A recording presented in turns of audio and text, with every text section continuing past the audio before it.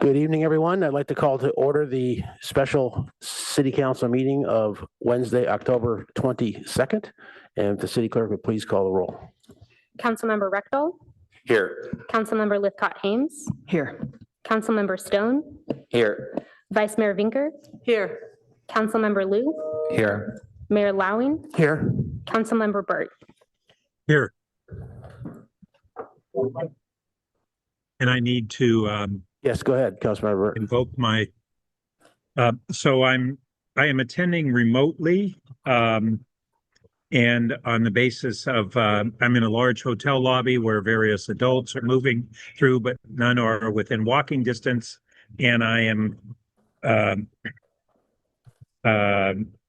sorry, I'm looking for the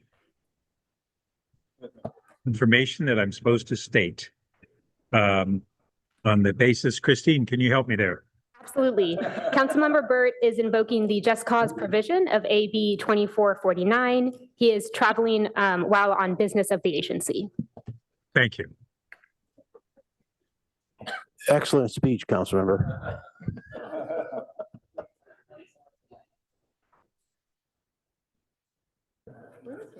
Okay, so the first item on the agenda tonight is the board commissions and committee appointments for Human Relations Commission, Parks and Rec Commission, Public Art Commission, and this is not a project as of yet. City Clerk, do you have any information to add to that? Please, go ahead.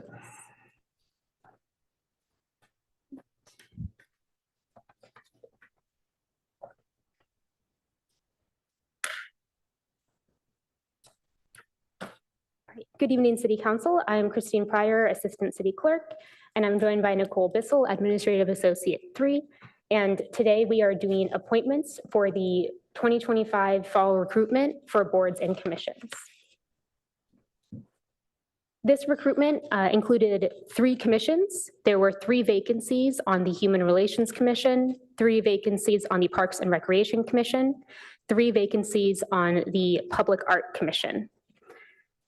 So for voting tonight, each council member has 1 vote per vacancy. 4 votes are needed to appoint a candidate.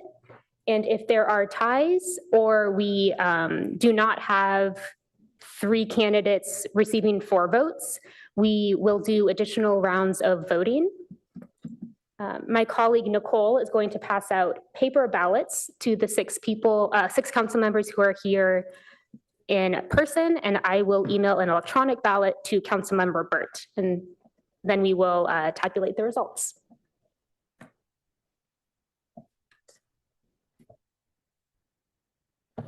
Mayor Lowing, would you rather do voting for 1 commission at a time, or would you like to receive ballots for all 3 commissions at once? I think we can probably do all 3 unless people have a preference. Otherwise, okay. Yeah. Great, thank you.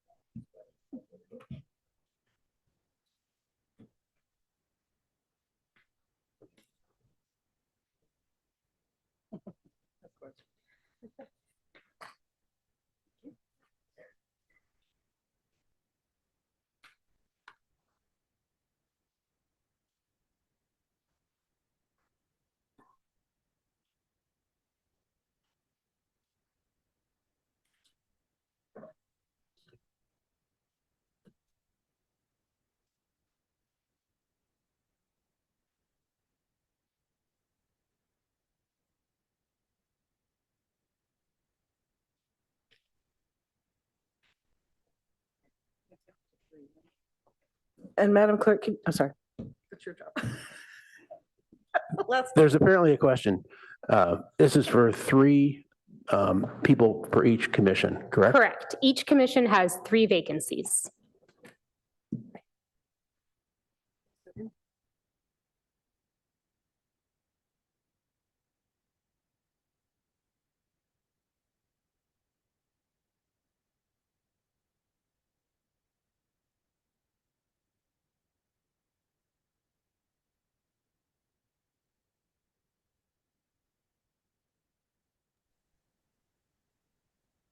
Christine, are you sending that to my city email address? It went to the other address, but I can happy to Okay. forward it now to your city address. I haven't seen it come through.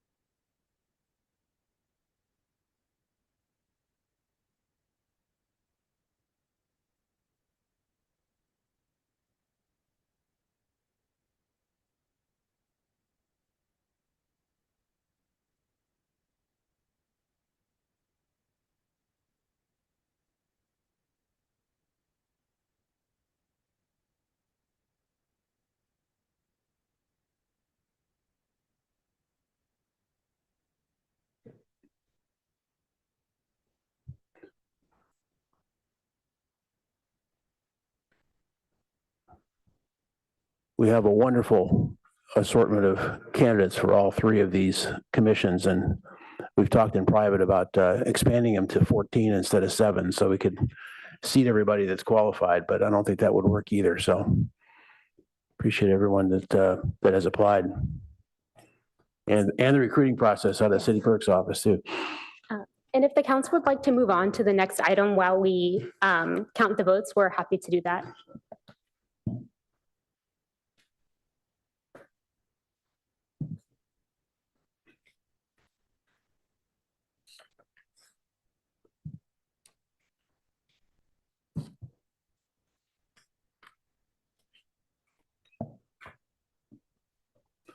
Does that work for city staff? And I will just note for the record that there are no requests to speak on the board and commission appointments. Okay, thank you for that. Any changes or deletions? We have no changes to your agenda this evening. Okay, we can move forward with public comment on items that are not on tonight's agenda. We currently have no requests to speak and no hands are raised on Zoom. Okay, fine, thank you. Should we start on the housing? Yes.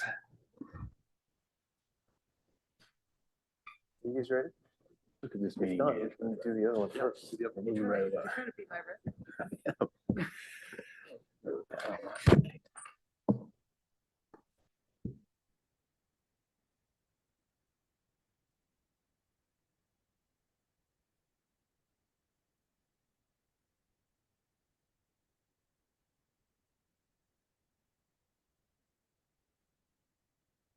Mayor, looks like our entire team is not quite here yet for item number 2. So if it be the pleasure, we could jump to item number 3. That work? Sure, because your team is here for that. Yes, right? we are. Yes, we are. Ms. Fortenberry?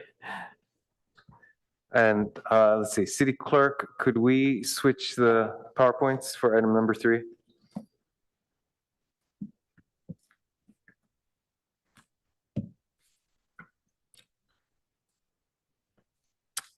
Okay. Ready to go? All right, we will proceed. Then again, we are proceeding with item number 3, which is the best practices or reinforcing best practices in consultant services.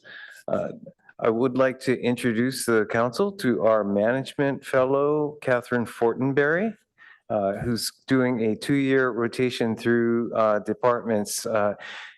For obvious reasons, we didn't bring a consultant on for this work. And so Catherine has been leading our staff team, make reference to our interdepartmental team that has been working on this project. But in the meanwhile, I'd like to thank Ms. Fortenberry for her work. And with that, we'll proceed. Next slide, please. All right, the ongoing work, and this is really an opportunity to discuss a project that we are currently undertaking to ensure that we are obtaining high quality and valuable services through engagement of our professionals, consultants. Tonight, we'll go through a status of this work as well as reflect on a current example of a project that has received some public attention, and perhaps there'll be other examples that will come up in discussion, but the one I'm referring to is the ongoing turf study. So with that, next slide, please.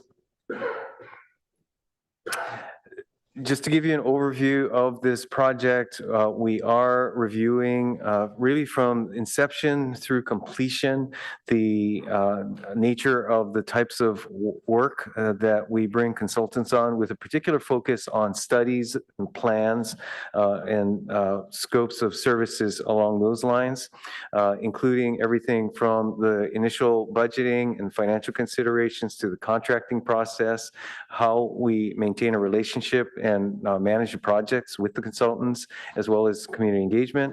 We're identifying strengths and challenges in our current processes, as well as recognizing where there are effective processes already in place through the work of our in-house staff.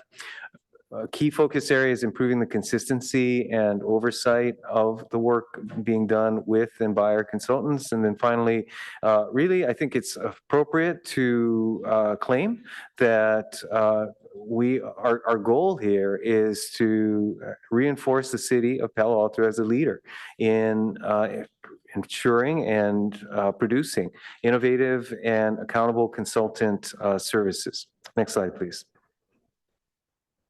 And on that last point, just really acknowledging that what we found interesting in doing, really initiating this work is that while you can find a great deal of information available in literature and among our professional associations on things like procurement, that the overall ensuring valuable products really is an area that is somewhat untapped and really does reflect both the opportunity for leadership and leadership of the city in taking on topics that perhaps have not been looked at in the same way.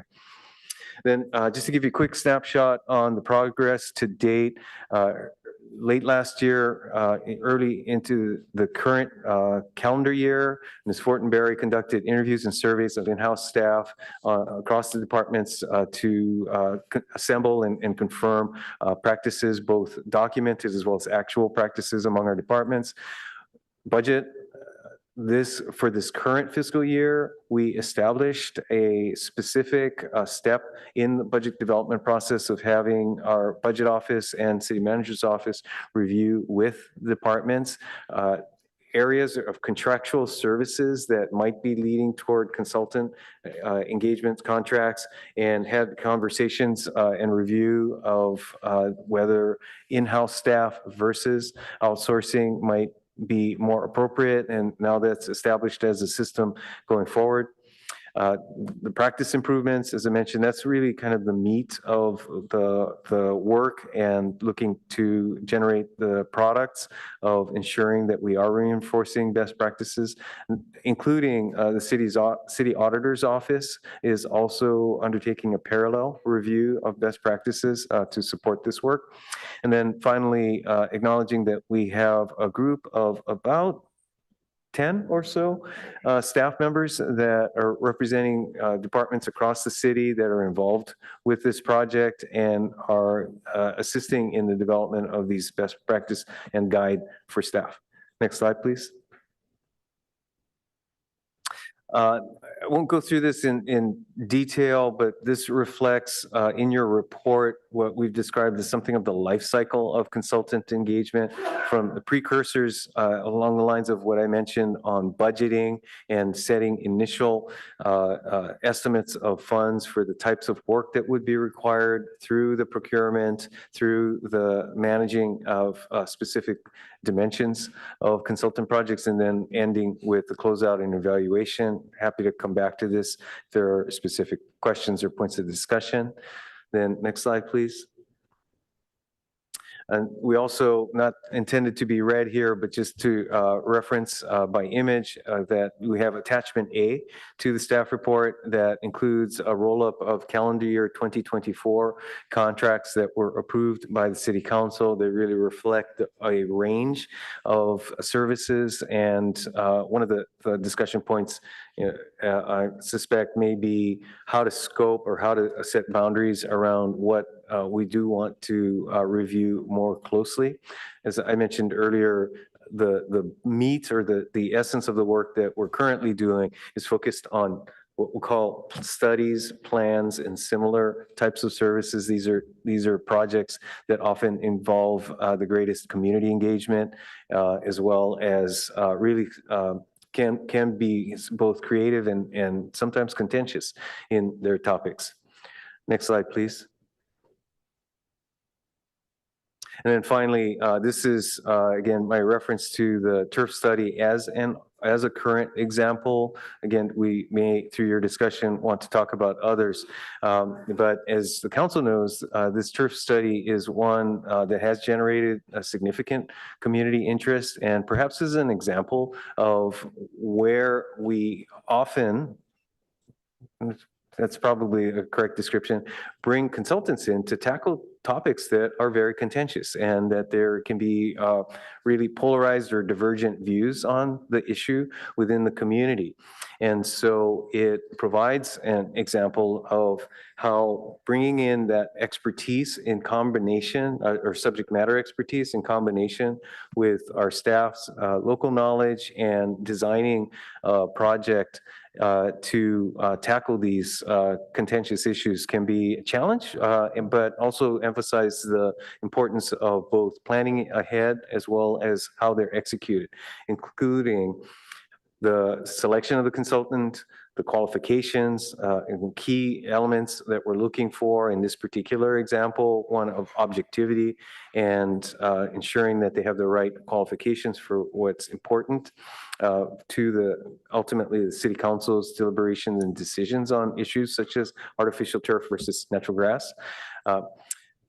The planning of the stakeholder engagement and how we do that in advance when we kick off a project, but ultimately how the engagement proceeds may often be dependent on the response from stakeholders and identification of issues that are of particular concern or that are debated.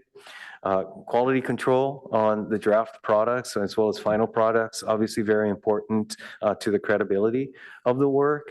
And then really how, again, the team, and by that I include both staff as well as the consultants, respond to comments. In this particular example of the turf study, there has been voluminous comments as well as responses to those comments that was just issued last night for next week's Parks and Recreation Commission meeting.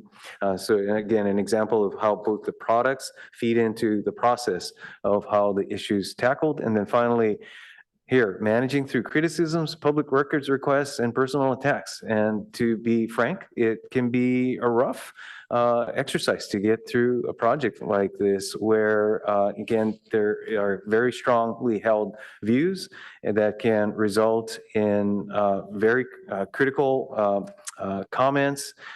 We've certainly seen voluminous public records requests on this particular projects, and under personal attacks, I will say that some of the criticisms can hit the individuals involved very hard, and so I think it's something just for us to be aware of as we are taking on these topics and managing through how these very contentious topics can really do have human dimensions and that we want to pay attention to throughout the process. All right, next slide, please. I believe that's it, other than to note that we welcome and look forward to the discussion and feedback from the council this evening, as well as any public comments we received, and that this is an ongoing project. We do expect it to really last through the holidays before we have a product that we would then come back to the council after first of the year to share what our conclusions are and then how that leads to next steps. on, and that will include, did want to flag, that include getting feedbacks actually from the consultant community to ensure that what we've drafted, what we are laying out as our expectations and practices are implementable from the perspectives of the partners that we bring in to do the work. And with that, Mayor, that completes our presentation, and look forward to any questions or discussion. Okay, let's do a first round of questions, and then we will see if there's any public comment on this.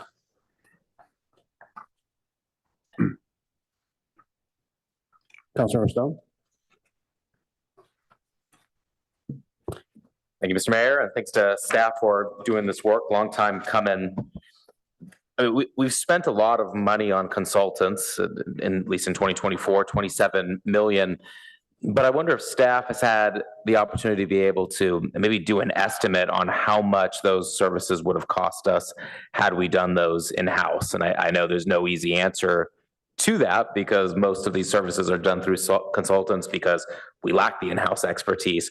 But I think it would be helpful for us and for the public to kind of understand the benefit of consultants. And even when we see these really high price tags, to be able to understand it, it might be both a cost saving and an opportunity for us to be able to get greater expertise than we might actually have on our own. Thank you for the question. That's an excellent point. And in fact, that is exactly why we would bring in consultants for expertise that we don't have in-house. And so perhaps the alternative would be that if we did hire those folks to do this work, there are a couple of likely challenges. One is that often this work is brought in, or typically the work is brought in because it's of a finite time period. And so what would happen after the projects are complete? We would generally want to avoid a situation in which there's a reduction in force that's required after a project's done. And even if the work or it could be identified that would justify keeping people in-house, we then have the long-term liabilities of pensions, retirement obligations. So in general, I think it is fair to say that it's at least break even overall for us to be doing the type of outsourcing that we are doing, if not a savings in the long term. Okay, thank you. Glad to see the focus on clarifying local knowledge roles and including a focus on guiding our consultants through the community engagement process.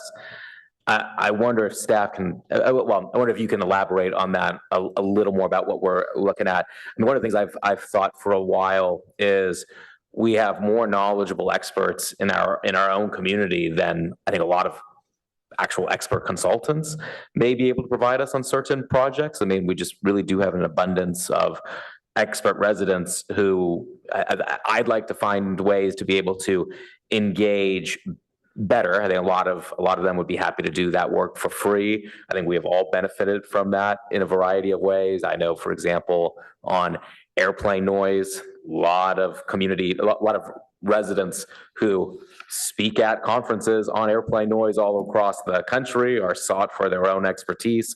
Same thing on serving on the SFC JPA. We have local community members who monitor the creek and actually provide the community and ourselves a lot of times better data when we're in the middle of a storm than we see from professional agencies that do that work.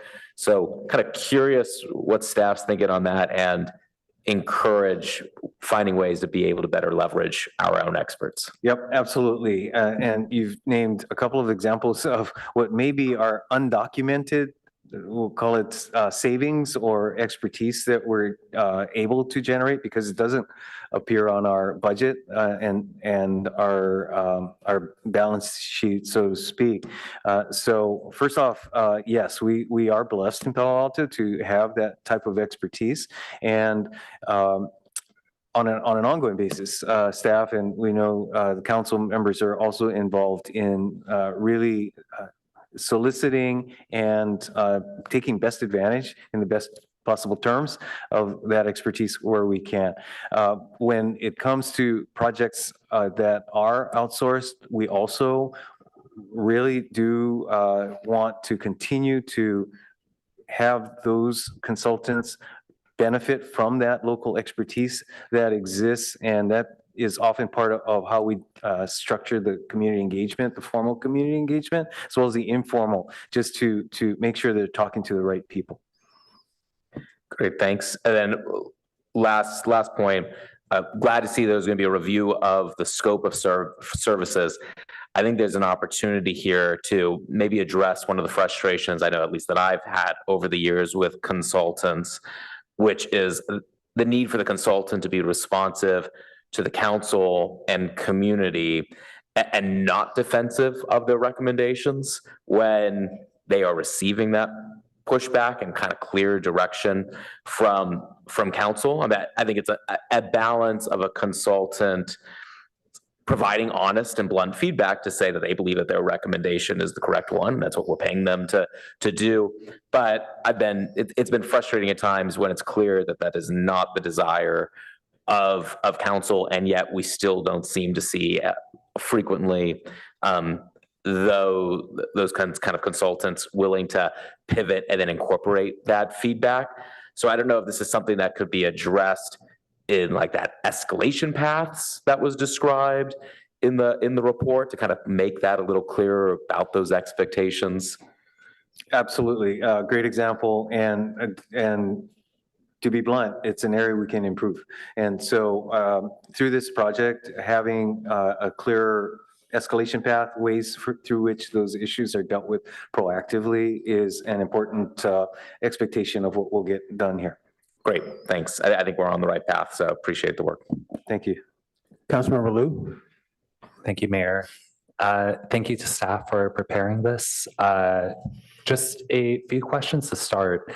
As we continue these meetings in this topic, will we be able to get data for 2025 consultants as well? Excellent point. And certainly as we're getting close to the last council meetings of the year, it makes it actually easy for us to roll that up. So we'll make sure that we bring that forward next time we come back to the council on this. Okay. Thank you. I'm really interested in your discussions, Ms. Fortenberry, with department heads and department leaders so far. And I'm curious, first of all, what their take is on potentially in-housing some of these positions. Not any position in particular, but just sort of a read of the room of what our department heads actually think. So that's my first question regarding department heads, and I'm just curious what you've heard. Well, Ms. Fortenberry, feel free to respond. I think in general, the interviews that you conducted were focused more on the contracting process, not necessarily on that budgetary piece that I mentioned. So on that point, I think I would share that the departments are very interested in where it might make sense to bring the work in-house. I think, again, it's a balance of where the work may not be sustainable in the long term to, in that situation, not really want to create a situation where there might be a reduction in force later. Yes. Anything to add? Okay.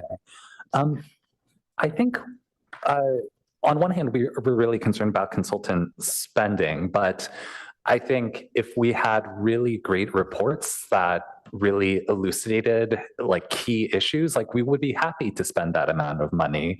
And so there's also just a component of performance. And I know that this is part of the life cycle and we're looking at how to improve that, but do we have any way of assessing or sort of grading what we think of our consultants in 2024 in this data set?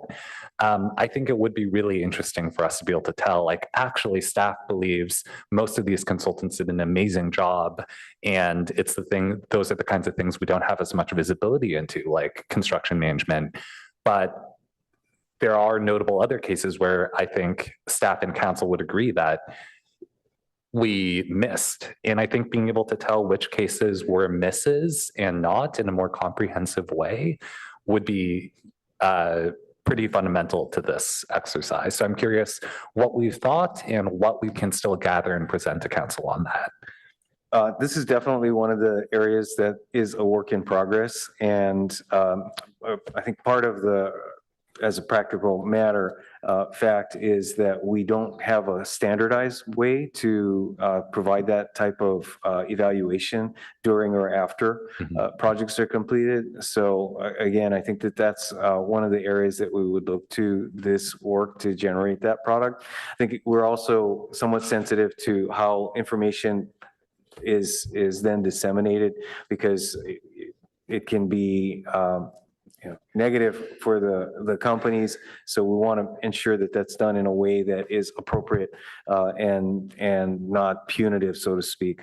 Yeah, I mean, I think there might be some objective way to look at this in terms of both the budget that we approved, the budget that was actually used, the potential contingency or budget that we had to add, whether the consultant delivered on time, whether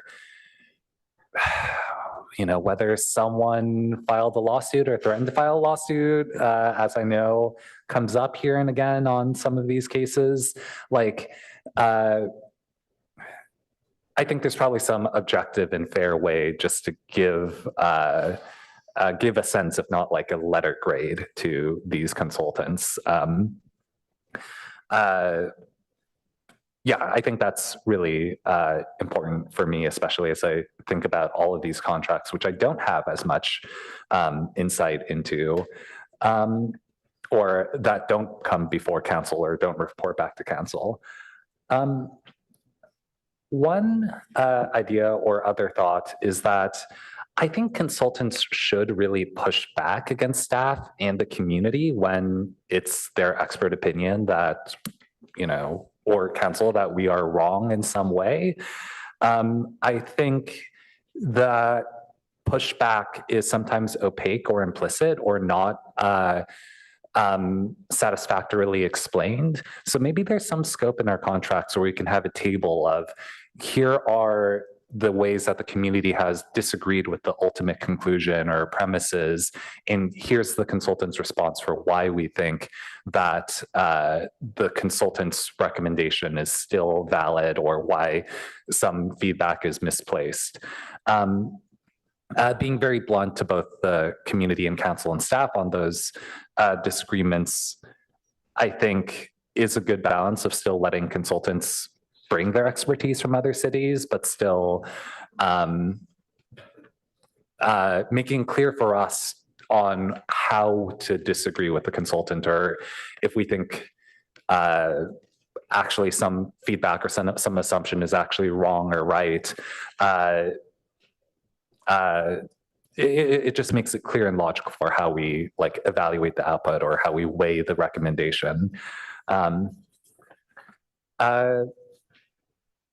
So those are my thoughts. I, like Councilmember Stone, I'm interested in taking some of these things in-house, especially around planning or inspection or project management, things that seem to appear consistently and also potentially appear year after year. Also for IT, I'm interested, and I hope that we can get something concrete for the next budget cycle. I hope that's a goal that we can pull together for this work stream on specific dollar savings or reorganizations that we can find. And those are my comments and questions. Thank you. Okay, Thank you. Councilmember Burt. Thank you. So first, I want to concur with some of the comments by Councilmember Stone when he was talking about kind of the public outreach, and I think one of the concerns that the council has had and a lot of the community has had is that there's often a very extensive and expensive public outreach process, and then in many of the circumstances of consultant use, not all, it appears as if that outreach, that input from the public and boards and commissions and even the council is largely disregarded. And then we get a product at the end that really inadequately reflects a lot of the input that is based upon context knowledge and not merely not just the important domain expertise of the consultants. And we'll get a product that we disagree with fundamentally at the end after spending a year or two and hundreds of thousands of dollars, in part, even though we've gone through this extensive public outreach process, but it ends up appearing more like checking boxes than really authentically integrating the value of that contextual knowledge. And in the case of the boards and commissions and the council, their own understanding the community and really policy recommendations. And that goes into the other point of Councilmember Stone of really looking for how we can better leverage our local domain expertise. I was glad to hear the city manager say that that is something that is appreciated. I think that's not apparent to us and much of the community. And I would like to see a more deliberate process on that. And that's a difficult thing to balance, the right way to approach that. We're not going to treat that local domain expertise in the same way we would the independent consultants or staff. But I think that we underutilize those resources in many circumstances. I did want to kind of go back to that couple of those points I just made are really based on why we initiated this review, which actually the genesis was from the Finance Committee. And we were really looking at needing to figure out how we could use consultant services more cost effectively and more effectively in general, that their outcomes would be more embraced and that we wouldn't be spending as many dollars as we have been on either outcomes that we ended up not embracing or for products that a portion of the product that they provided was maybe in 3 buckets. True domain expertise that they have that neither we have nor our staff has. The second one is this public outreach and how effective that is. And then the third is generic studies that today, especially with AI, are not performed by the AI, but certainly enabled and more richly available to our staff without having to go to a consultant. The deep search studies are on AI are viewed by all sorts of different entities as very valuable. They still need to be scrutinized. We don't take them blindly on face value, but they are extremely efficient and valuable. And that's why, or part of why, hundreds of billions of dollars and trillions of dollars are being invested in AI is because there is really a belief that there is value generated there, not value that we would blindly follow, but important value. And then on this process that we're going, the staff has gone through, I saw all the kind of internal interviews, but I didn't see anything about interviews with community stakeholders who have been engaged in various of these consultant processes, nor boards and commission members, nor the council, which is what really spurred this request to have this review of consultant practices. So that's a question. Is that part of this review process, is other than these public meetings to with the Policy and Services Committee and the council to have discussions that are able to ferret out what are perceptions and concerns over not just 2024, but over the years in our practices? Yeah, great point. Quite frankly, it has not been obvious exactly how best to do that. If you have any suggestions, happy to follow up, either an existing commission or if there might be a special community meeting that might be a way to invite feedback or any other. Well, what I've seen with other agencies is this is often done, not exclusively, but through interview processes and rather than community meetings per se. And so whether it's even the staff interviewing council members, interviewing board and commission members, we go through the list of consultant projects that have had real concerns expressed over either how long it takes to get to a conclusion. I mean, I think it's something like the traffic condition at Lincoln and Middlefield, where we ended up having a consultant to deal with a relatively small traffic safety issue. And in the end, the actions that we took were fairly rudimentary of signage and a line of sight and a few other things. The CalAV retail studies and the feedback that the council provided, as well as boards and commissions, the retail study that we had, which really seemed to be much more generic. Even going back to looking at the millions that we spent on with AECOM and on the grade separations and others. And if you just look at who were the key stakeholders and participants in those processes, that would be the candidate pool of who to interview. So, Councilmember, could we pause? Councilmember, could we pause Yep. there, move on for first round and move on to another Yep. That'd be member? fine. And I don't have a clock in front of me either. Yeah, that was almost 8 minutes. Vice Mayor Vinker? Thank you, Mr. Mayor. So like council members Stone and Liu, I had the pleasure and enjoyed hearing the report in May to Policy and Services Committee on this topic. And so it's interesting to see how it's standing up and moving forward now. And Ms. Fortenberry, we're glad you're here and helping us because there's a lot of interest in this in our community. So thank you for that.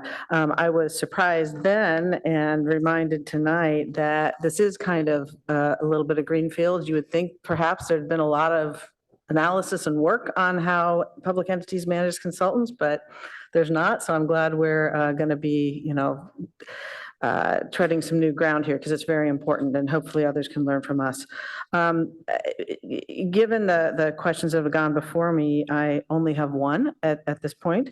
And I want to focus more on the decision to outsource, sort of the first three bullets in the overview, precursors to outsourcing, the decision to outsource, and determining a scope of services. It may be too early to fully answer this question, but directionally, I know that we're looking to put together a practice guide. And what I'm wondering is, do we anticipate that perhaps there might be some kind of set of criteria or a rubric or something that can be used across departments to somehow, unify or standardize to some degree the decision to outsource?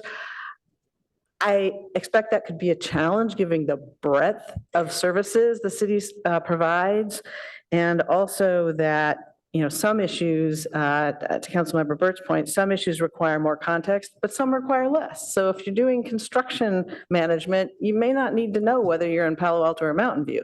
But if you're doing more high-touch things, you might. So acknowledging that there's that difference in services provided and need for context expertise, do you think we could get to some sort of organizing rubric? Yes, I do believe we can certainly make progress on that. And it's a question of how tightly the rubric might define issues, but the general principles I think are clear, and we're working on tools to assist in that evaluation. Well, I'm glad to hear that because I do think, these days there's the constant desire for data and some sort of quantification if we can. It's tricky in situations like this, but it might help us compare year over year as we go forward and kind of chart our progress in getting a handle on the sort of the landscape of the consultant engagements. So that's good news. Thank you. I'm going to jump in on a couple points here because it directly ties what the Vice Mayor just said.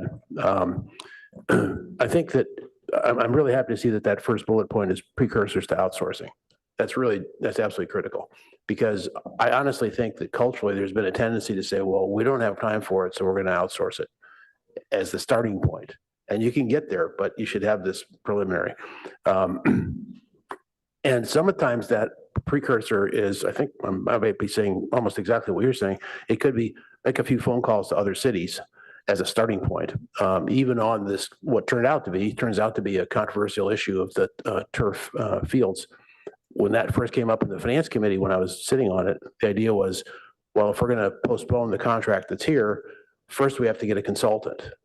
No, first you don't get a consultant. First you figure out what, you already know in the, internet, or yes, in other words, just start at the basics and come up with some basic things to test, some hypotheses to test. And it turns out there's a lot out there. It also turns out that it's contradictory. So it turned out to be pretty controversial, and moving to a consultant maybe was the right thing to do. I'm still not sure about that one.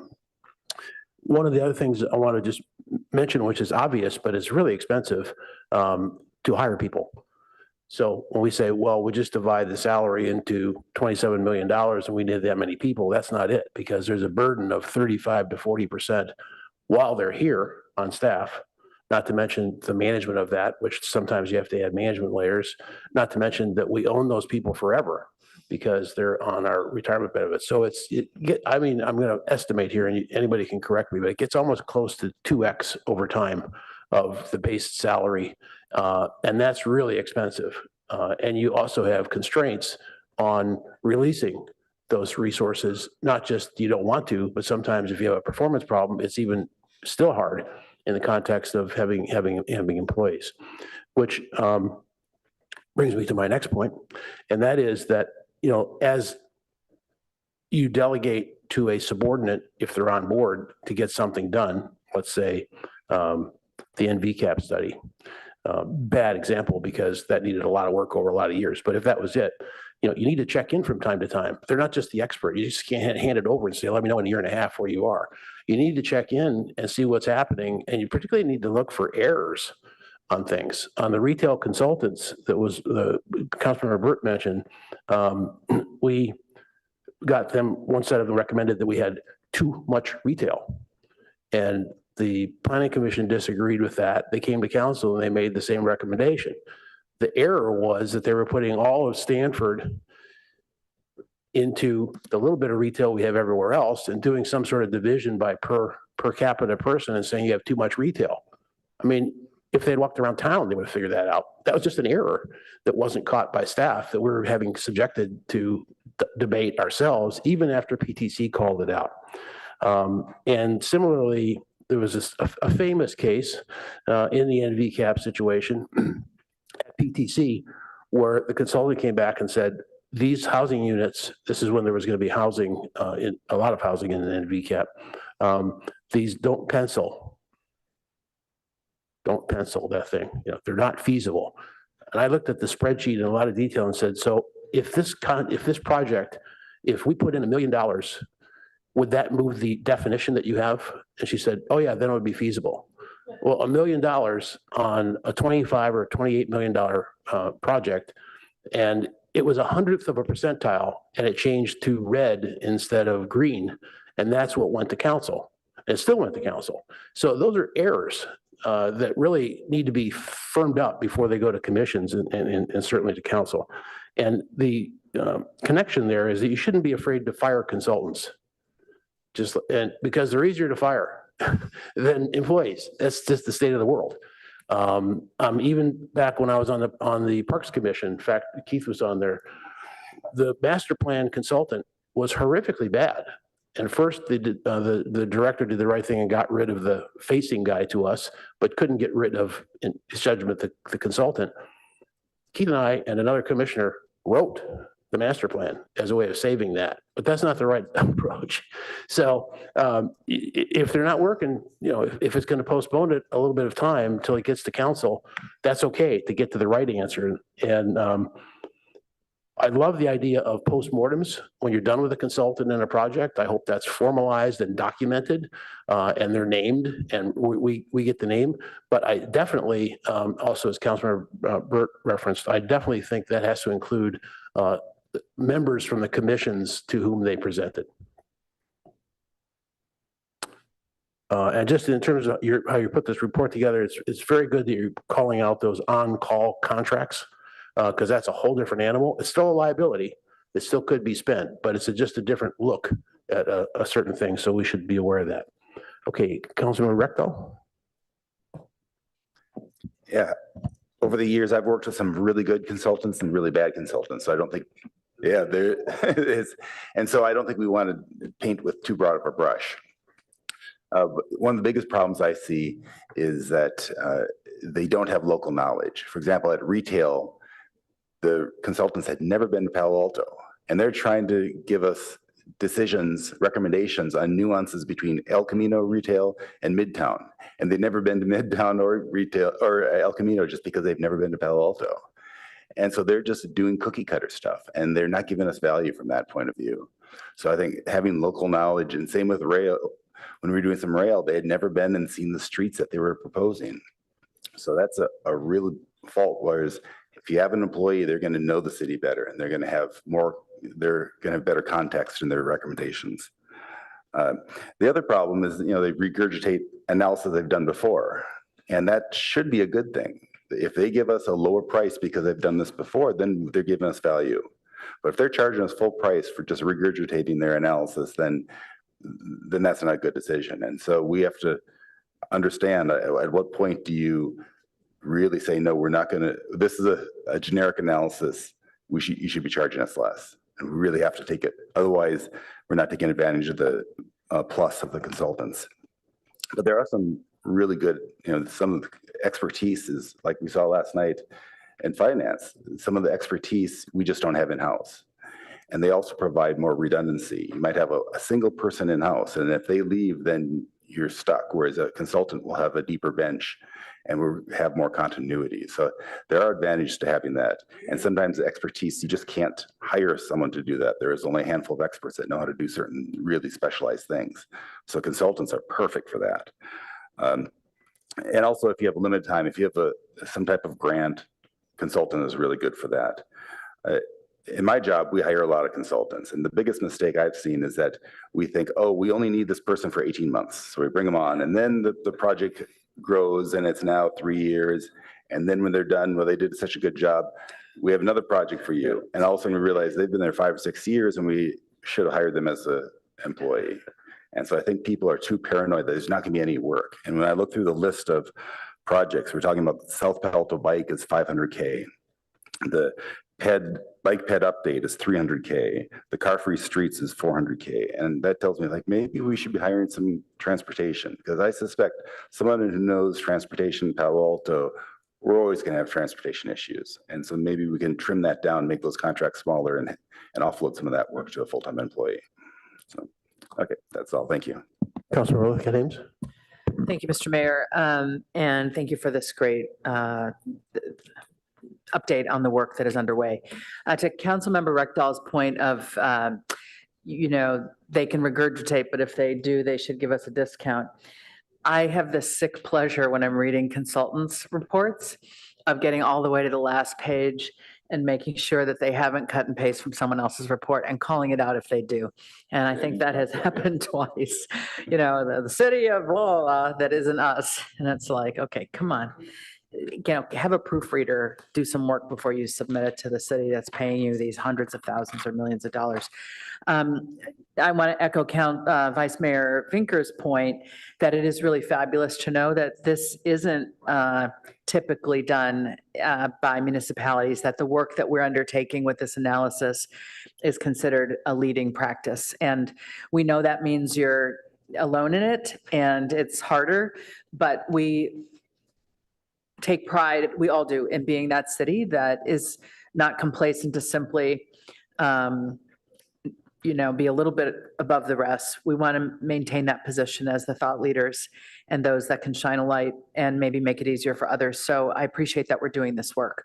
My only question is, in reading the section under precursors to outsourcing and decision to outsource, I understand, of course, why, as a matter of, our annual and ongoing budget and pension obligations, we don't want to bring on, we take seriously the cost of bringing on a staff member today. We also don't want to be in the position of letting anybody go because we only needed them for 18 months. But I'm curious as to what extent sometimes it is impossible to hire people in that field, even if we wanted to. Often we hear it's hard to hire people in planning, for example, and it's this irony of, we're trying to build more housing, but we can't build housing quick enough because we don't have enough planning staff right? And I don't know if that's urban myth or if there are some positions that in this climate, in this economy, we simply find it hard. Even if we wanted to bring that expertise in-house, we can't. That does occur, and it varies in terms of discipline over time. So there can be moments where it is planning, other moments as you've experienced it's utilities. And so I think by making this a routine in terms of how we're reviewing it, at least on an annual basis, that gives us the opportunity regularly to test when it does make sense to do in-house versus continue to use outsourced. Thank you. Thank you. Okay, are there any other comments on this item before we go to public comment? I just wanted to see if there, just close this, and then do you know if there is public comment? Yes, we currently have one request to speak. Okay, let's do we're a little bit ahead of schedule. For those of you watching, we moved ahead to take up item number 3. And we're still doing item number 1. So I want to just let's get the ballot results, and that'll give more time, since we're so far ahead, for other people to come for public comment on this item.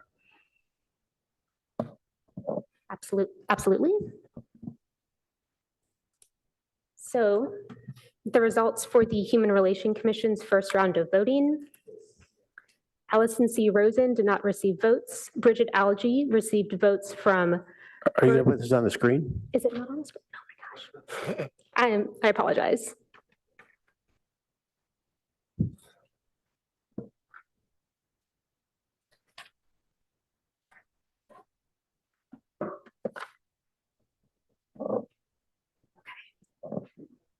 Thank you, Mayor Lowing. Bridget Algie received votes from Burt and Lithcott Hames. Michelle Kraus received votes from all 7 council members. Razel Rosenberg received votes from Lowing, Liu, and Stone.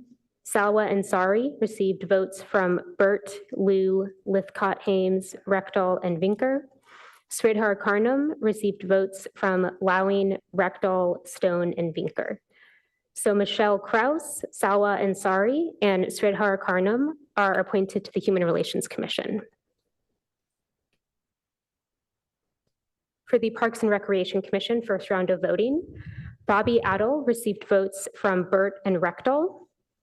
Mark Shonen received votes from Liu, Lithcott Hames, and Vinker. Nellis Freeman received votes from all 7 council members. Roger Smith received votes from Burt, Lowing, Liu, Lithcott Hames, Rechtel, and Stone. Vadim Axelrod received votes from Lowing, Stone, and Vinker. An additional round of voting will be needed to resolve the tie between Mark Shonen and Vadim Axelrod. And Nellis Freeman and Roger Smith are appointed to the Parks and Recreation Commission. For the Public Art Commission, first round of voting, Anjana Joshi received votes from Burt, Lowing, and Stone. Claude Ezrin received a vote from Councilmember Rectal. Marilyn Gotlin Roberts received votes from Lou, Lithcott Hames, and Vinker. Robin Mullery received votes from all 7 council members. And Simon Tran received votes from all 7 council members.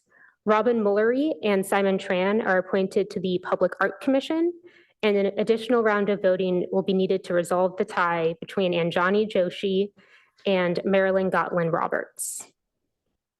Would you like us to pass out the ballots for the second round of voting now, or would you prefer to go to public comment for item 3?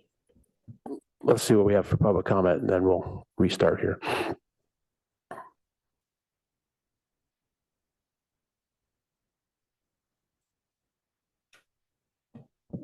We have one request to speak for item 3.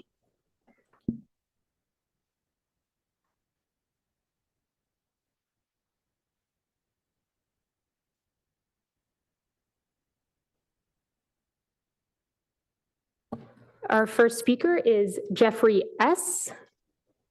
Jeffrey, you should be able to unmute yourself. Thank you. Yeah, I just like to underline the virtue of calling upon local or area resident experts. However, I do have one caution. During deliberations where an independent expert was not engaged, or though engaged was not available, I have witnessed officials call upon and rely upon resident experts who are paid advocates as if they are independent. Thank you very much.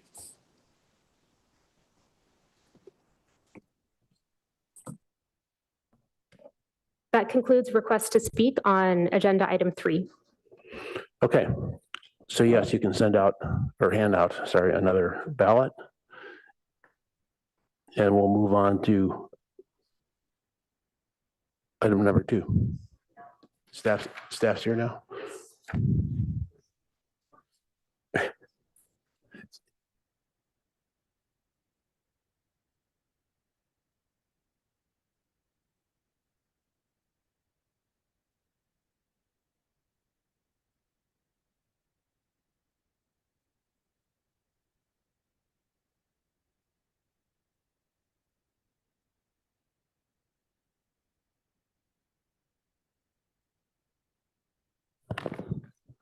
All right. Good evening, City Council, Mayor.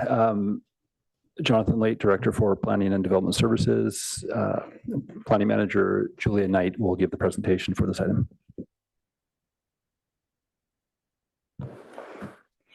Thank you, Director Late. Good evening, Mayor, Vice Mayor, and honorable council members.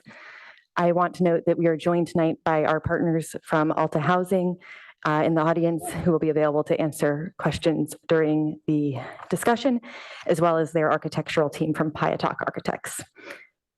We'll be providing an update tonight on the design of the Lot T affordable housing project. Next slide, please.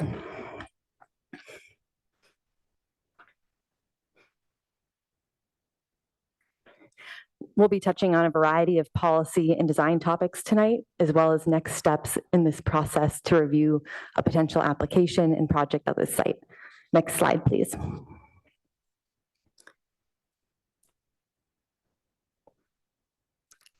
As you know, Lot T is centrally located in our downtown University Ave area. It's located at the corner of Kipling and Lytton Street, in an area with both diverse architectural styles and various building heights. Next slide, please. This project advances both our Housing Element Program 1.4 and a 2025 Council Priority Objective. It also holds the potential to contribute 54 to 72 affordable housing units that would advance us towards our RENA targets for the 2023 to 2031 Housing Element cycle. Next slide, please. As you may recall, since you were all here, in January, you selected Alta Housing as our partner for this project. And at the time, council supported a 5-story option on Lot T, but also expressed an interest in seeing a variation on the presented design that would be designed to maximize the units by increasing the project up to 7 stories while still keeping the parking and family unit ratios consistent. Next slide, please. Tonight, we will review 2 design variations on that option you looked at back in January to address that request. We'll provide an overview of the project and application review process we expect, and we will seek your design and project feedback. Next slide, please.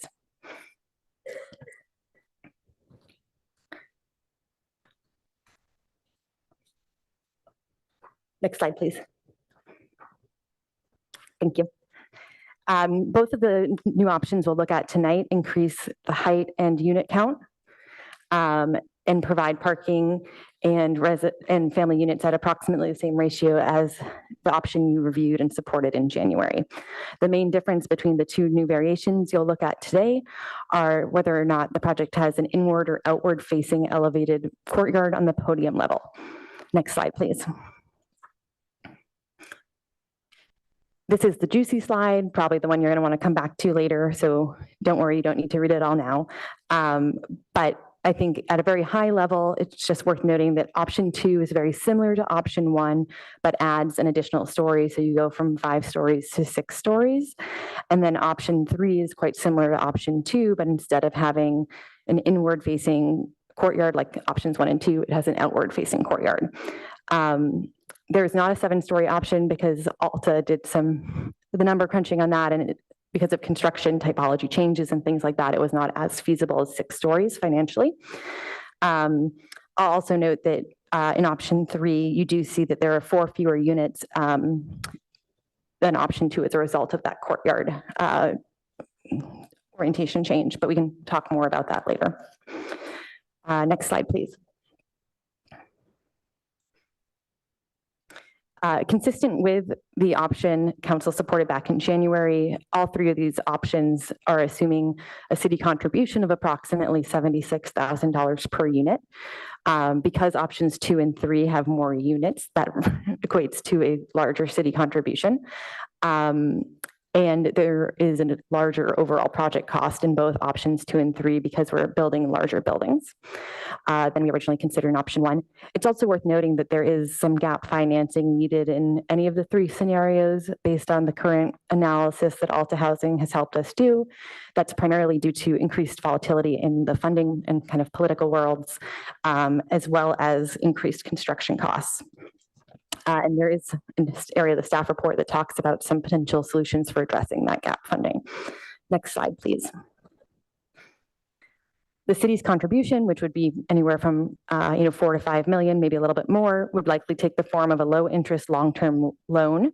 The final amount will be set in the DA. You're not setting that amount tonight, so hopefully that takes some pressure off.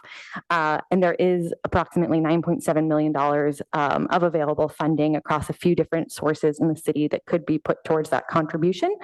And we do just remind you that you may want to consider other potential uses in the affordable housing and housing services space that may be needed to be funded by that same fund. Next slide, please.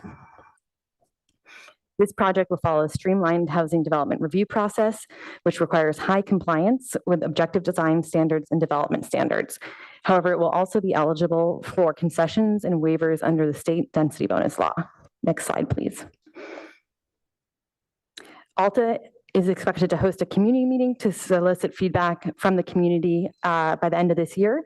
They will then fold that feedback and any feedback they receive from you tonight into a final application submission, which is expected early next year. ARB will complete a review and hearing for the project, hopefully in February or March of next year. And then the project would come back along with the development agreement, the DA, for council consideration next spring. Next slide, please. We're going to jump into a series of graphics and diagrams here, and I'll just speak to them very briefly. As I mentioned, our collaborators from Alta and their awesome architects are here, so I will let them answer questions later. But the first series of images here demonstrates the massing along Kipling and how that changes across the different options based on building height and orientation of the courtyard. Next slide, please. The second set of images shows a similar view, but in a 2D and elevation format. Next slide, please. The third shows a view from the interior lot line as though you're standing on the roof of the adjacent 7-Eleven, if that makes sense, if you can visualize that. And there is a little bit of a setback that's worth noting in option 3 on the left-hand side of the diagram in option 3. And so that is because there's more units in that scenario facing an interior lot line. And although the adjacent lot right now is not densely developed, in the future it could be, so the units and the building need to be set back to provide those units additional light air views in the case that there is adjacent development. Next slide, please. This is just, the ground level plans across the 3 options, which show that there's additional parking in options 2 and 3 to help serve the increased unit count. Next slide, please. The podium level plan shows the elevated courtyard as well as the community rooms, and in the cases of options 2 and 3, the office spaces. In option 1, they're able to accommodate the office on the floor because there's less on the ground floor because there's less parking and fewer units overall. Next slide, please. The upper level plans show a nice mix of 1, 2, and 3 bedrooms in all scenarios, and then also studios in option 3. So because there's a slightly smaller upper floor plate in option 3, some of the units are studios as opposed to all non-family units being 1 bedrooms. Next slide, please. This is the last visual, and it's very preliminary, but we just wanted to give a very rough sense of the scale in the context of the community, and it will be, designed much more fully in the next steps of the application. And Alta tells me that they can design something a little bit more based on what they hear for you tonight for the community meeting. Next slide. With that, I'd like to remind you that there's no formal action tonight, but we are very eager to hear your feedback on the design considerations and any general comments on the project as well. Next slide, please. This concludes my presentation, and look forward to this discussion. Thank you. Thanks for that last slide. That's what I was just going to say, that just to underscore for the public that this is like a check-in session on how things are going. It's informal. We don't expect a development application until early 26. That said, I think we're eager to give feedback. So is there anything directly that would be coming from the applicant at this point? I mean, not an applicant, but the, no, just here for reference. They are Okay. here to answer Great. any questions you may have, Okay, great. which I will likely not be able to answer. All right.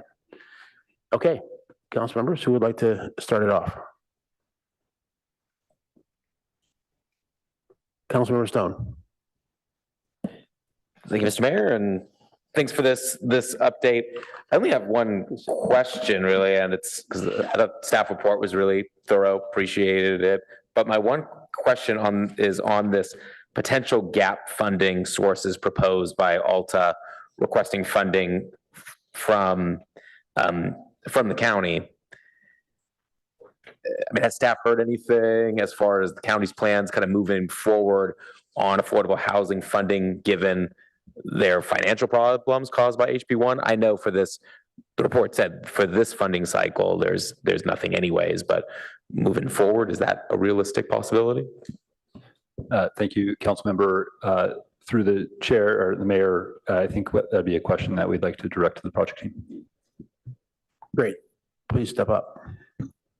Good evening. I'm Carlos Castellanos, Vice President Real Estate Development at Alta Housing. And the idea of the gap was to show that we have other alternative sources that we would be looking at instead of the county, but the county would be like a one-stop place to cover that little slightly over $2 million gap. But it's definitely a manageable amount that we would be looking at other sources as well to fill that in case there's any situation where the county couldn't come up with that.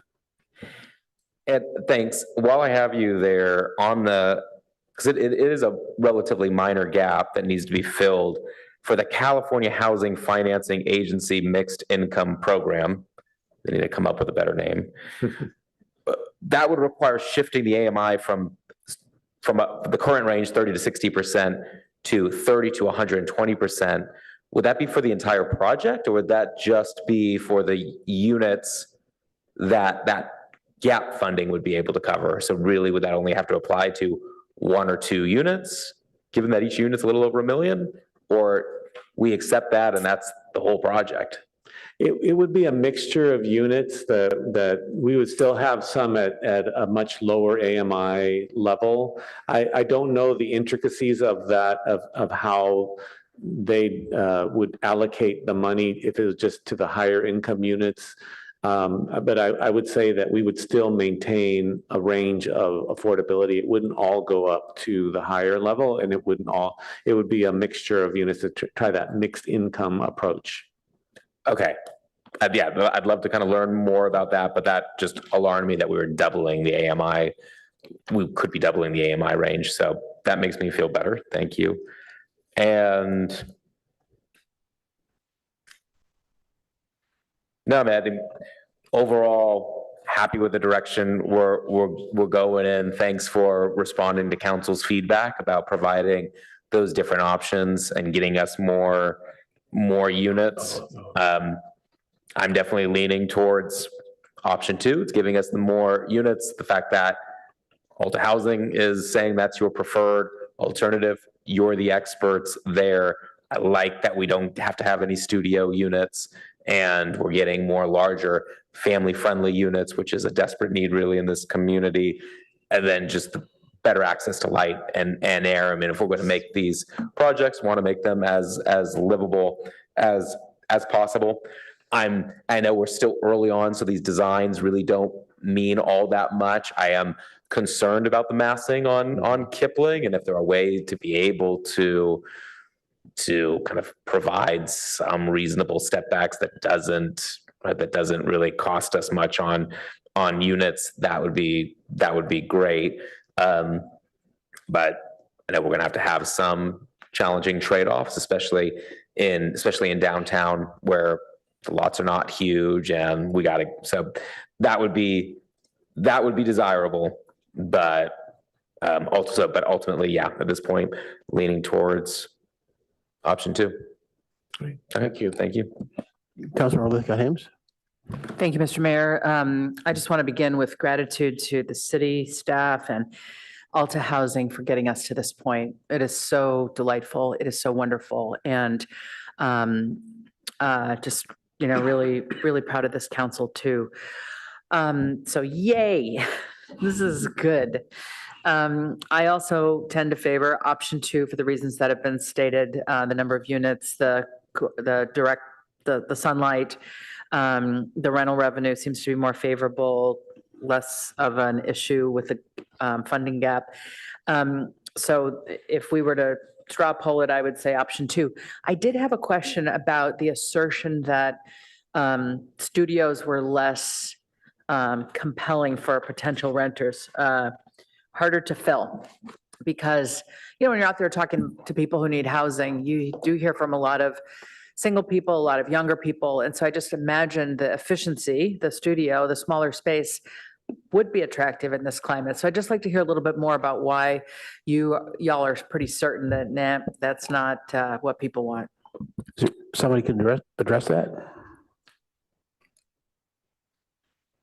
Good evening, Randy Suda, CEO of Alta Housing. That statement or that input to the council is really based on our experience in other apartments where we have a mixture of bedroom sizes, including studios. And we do find that the units that tend to take the longest to rent up are those studio units. Even if you are a single or even a 2-person household, if you have the option, people tend to choose more space just by definition.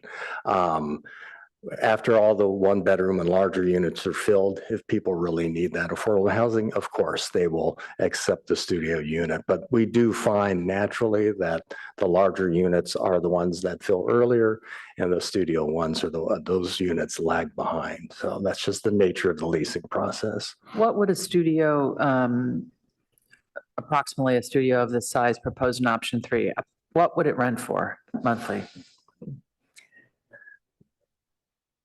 Yeah, it's, I don't know if we have In Palo a, Alto. a quick answer. The reason being it depends on the allocation of AMIs by unit, by funding source. So there is no one rent, but What about a range? I tell you what, we're going to look that up on the latest TCAC chart, and then Thank you. maybe in a little bit. Appreciate it. We'll get back to you on Thanks so that. much. That's it for me. Councilmember Lou? Thank you. I also lean toward option two. I am also open to all of the potential ways to close the funding gap. So I think the mixed income program is interesting because we do need mixed income housing, and that could lead to better outcomes for residents having economic diversity. But I am also really concerned about what we might give up in terms of affordability. So I know there are no real details on that, but I'm definitely open to exploring it further. I wanted to understand what the current state of funding was. Back in January, there was a lot of uncertainty, and there's a big gap between the mid-pen funding proposal and the ALTA proposal, where there were different assumptions about what kind of tax credits and programs would be available. And then the difference was, I think mid-pen had a several $100,000 more higher city contribution, just based off of those different assumptions. So in the worst or best case scenario, like how much does the city contribution change for each of these options? Is there some intuition we can get, if not actual numbers?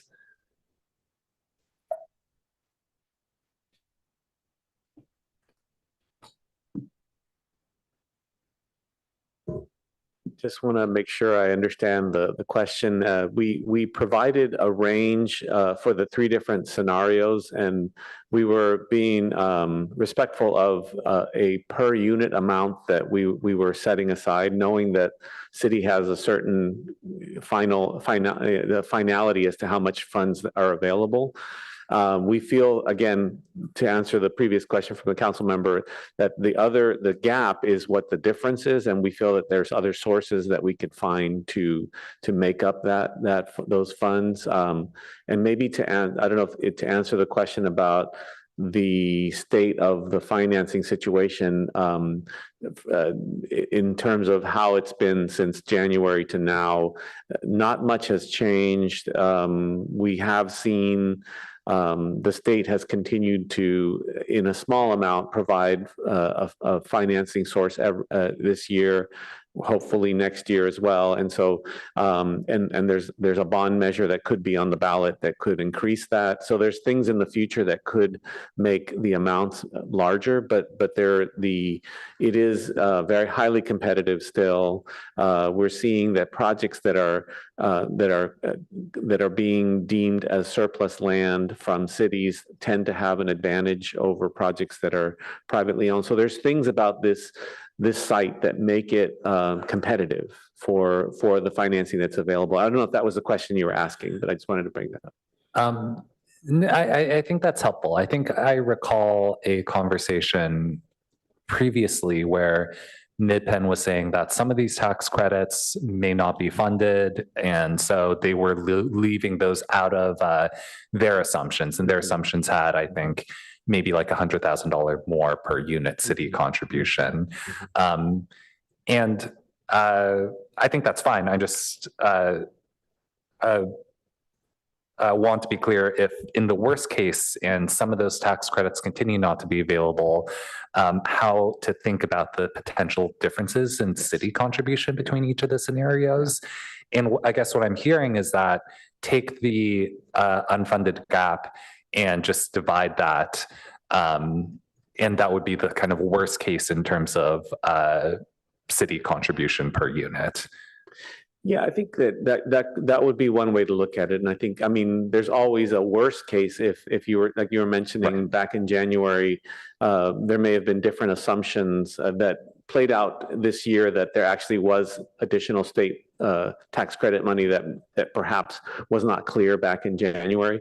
And those are every year, those are possibly, you know, at risk. And so if you want to take that worst case, we are actually looking at other sources that, again, because this is located in the downtown, there may be sources that are looking for projects that are sort of making that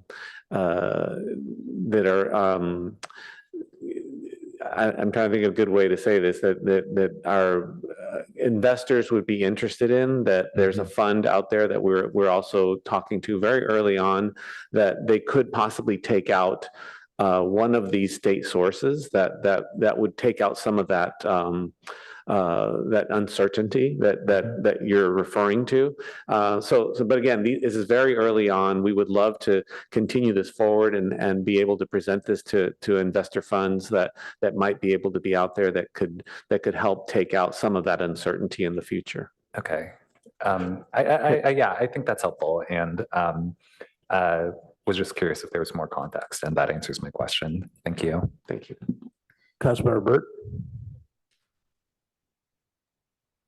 Thank you. I too am interested in, I think, option 2.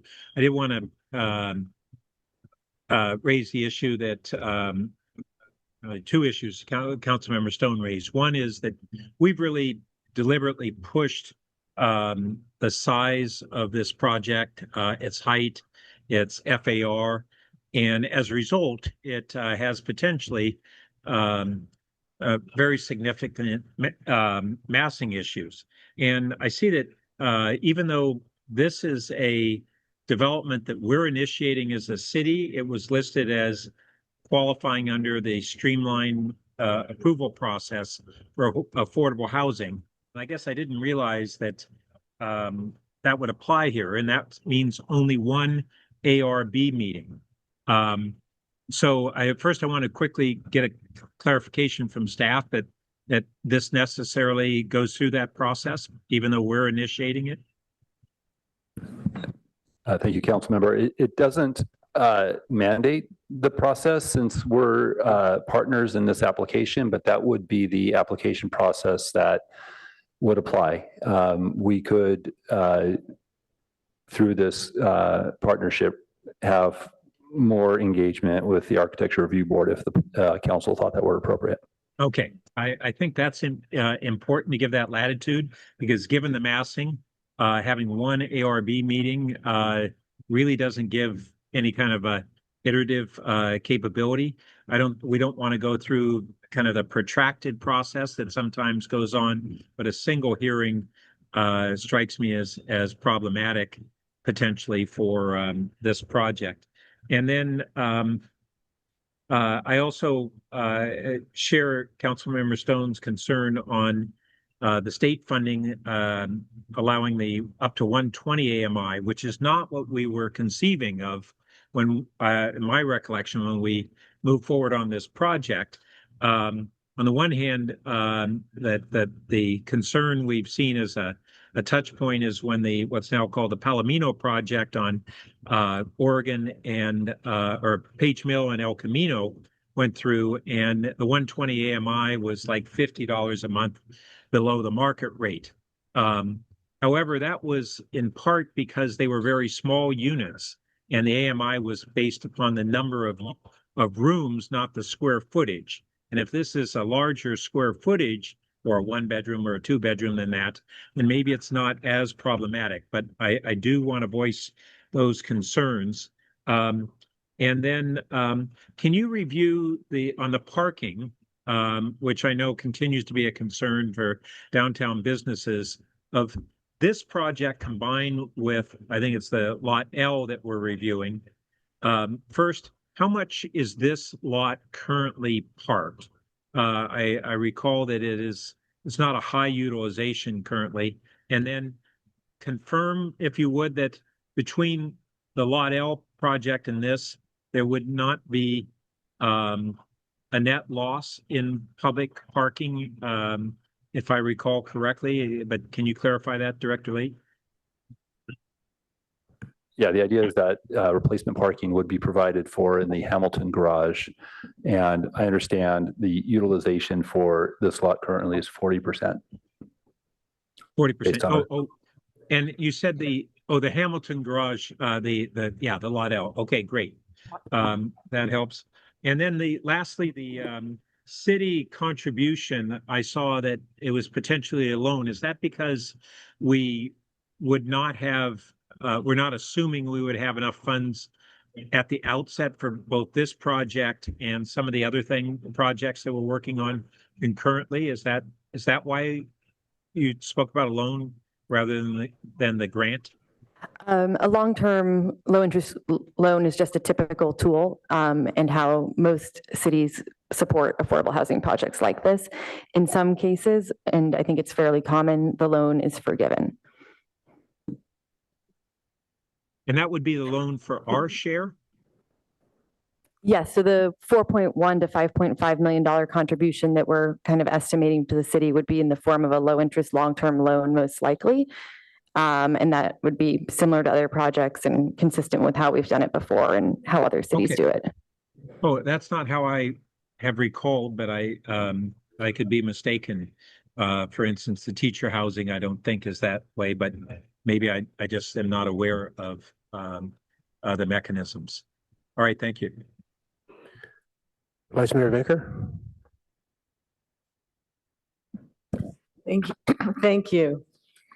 And I concur with my colleagues. It's exciting to see this moving forward, and I just really appreciate our friends at Alta for taking this on and moving it forward. And it's just great to be discussing it tonight. Most of the questions I had have been answered so far. I just have one that if you can just clarify a little bit.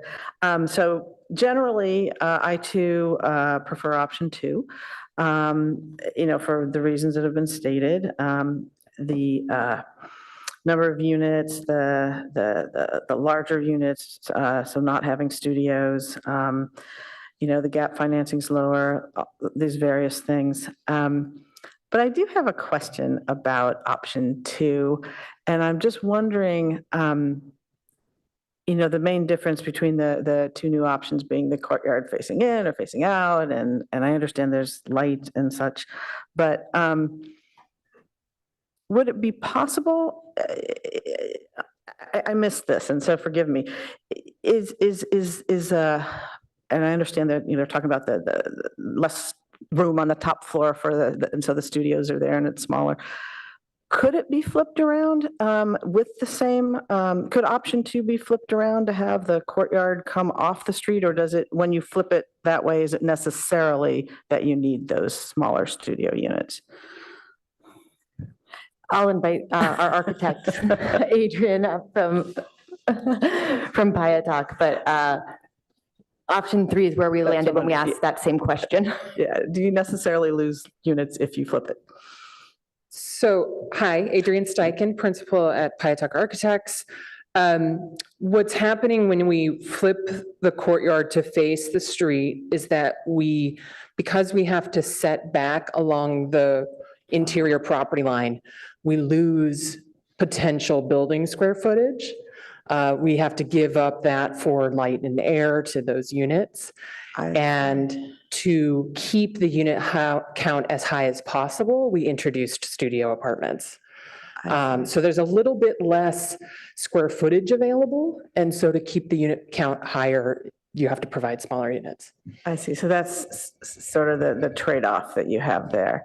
I want to have my cake and eat it too. I know. I understand that, there's also considerations like, children playing and feeling safer if they're. Sure. But I would think with some, creative fencing that maybe is, I don't know, there could be safety, we could address the safety concerns there, but sounds like we can't make up the units space. It's hard to make up the square footage. Yeah. That must be given over to that light and air. Okay. as you stack up, right? Okay. Well, I do still tend toward the one bedrooms and option two. I was just hoping we could find a way to flip it around, but I think I still lean toward option two, but thank you for that. Sure. I was just curious. Appreciate it. I think that's all I have at the moment.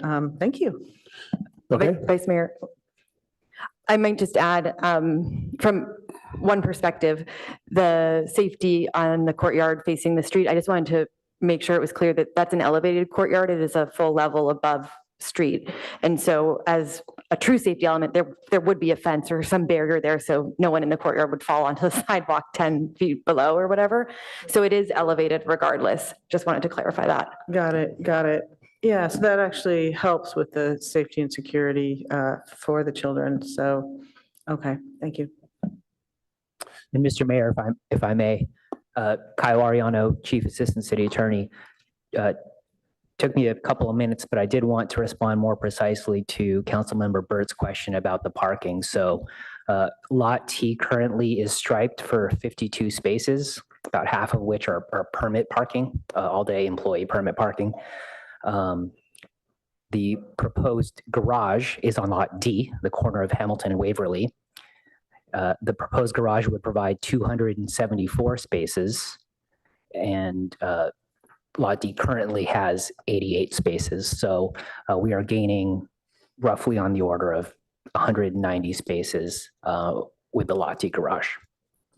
But if I may, but a portion of go those ahead. spaces are for the housing, correct? So the question is how many spaces are for retail customers? If I'm understanding the response, there is currently no housing component proposed for the Lot D garage. So all we're talking about in that 274 figure would just be for public parking for the businesses in the downtown area. Okay, thank you.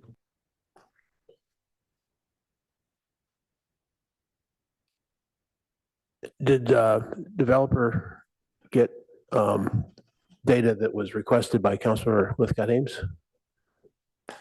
I did. All right, at the 30% AMI level, a studio would rent for $867 per month. At that same AMI level, one bedroom would be $919 per month. And then at the 60% AMI level, studios would be $1,835 a month, and a one bedroom $1,956. So again, $867 compared to $919 for a studio and one bedroom at the 30% AMI level. Thank you very much. Did you have something else, Councilmember?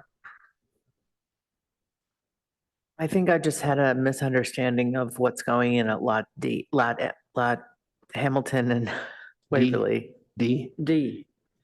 When Mr. Ariano said that there was no resident parking there, is that what you said?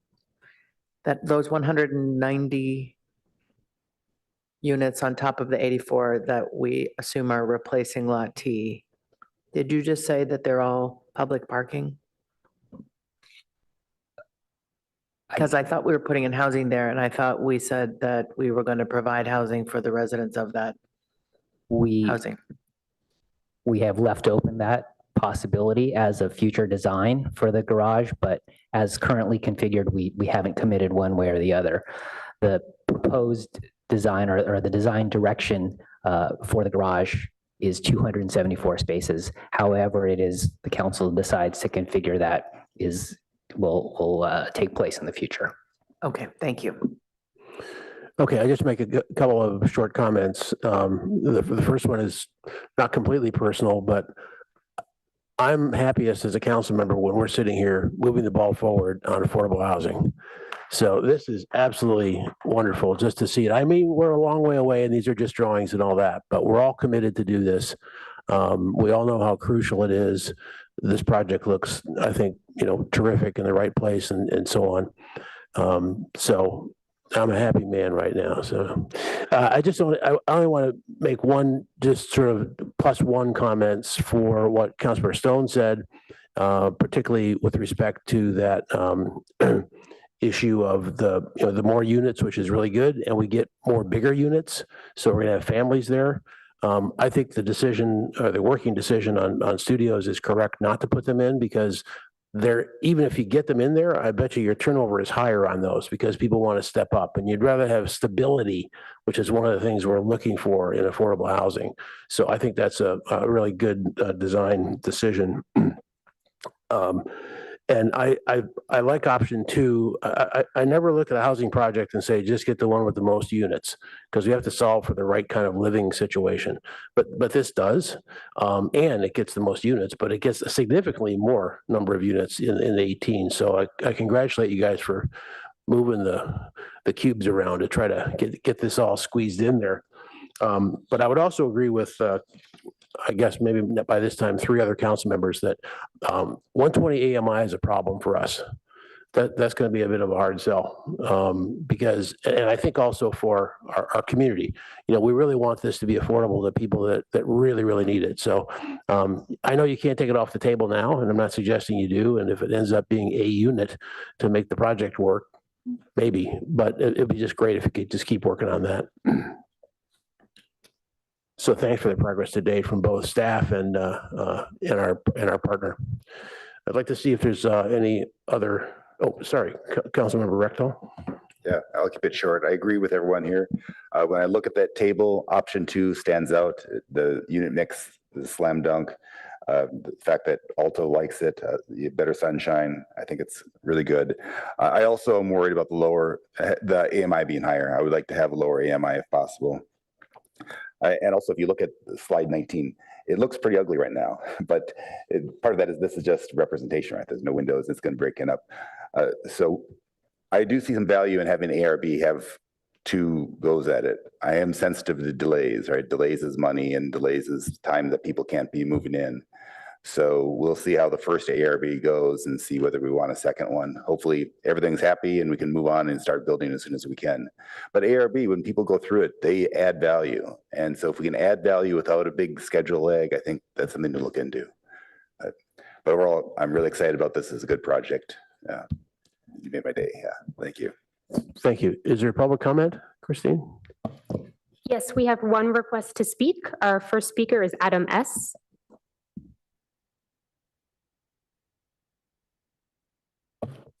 Three requests to speak. I apologize.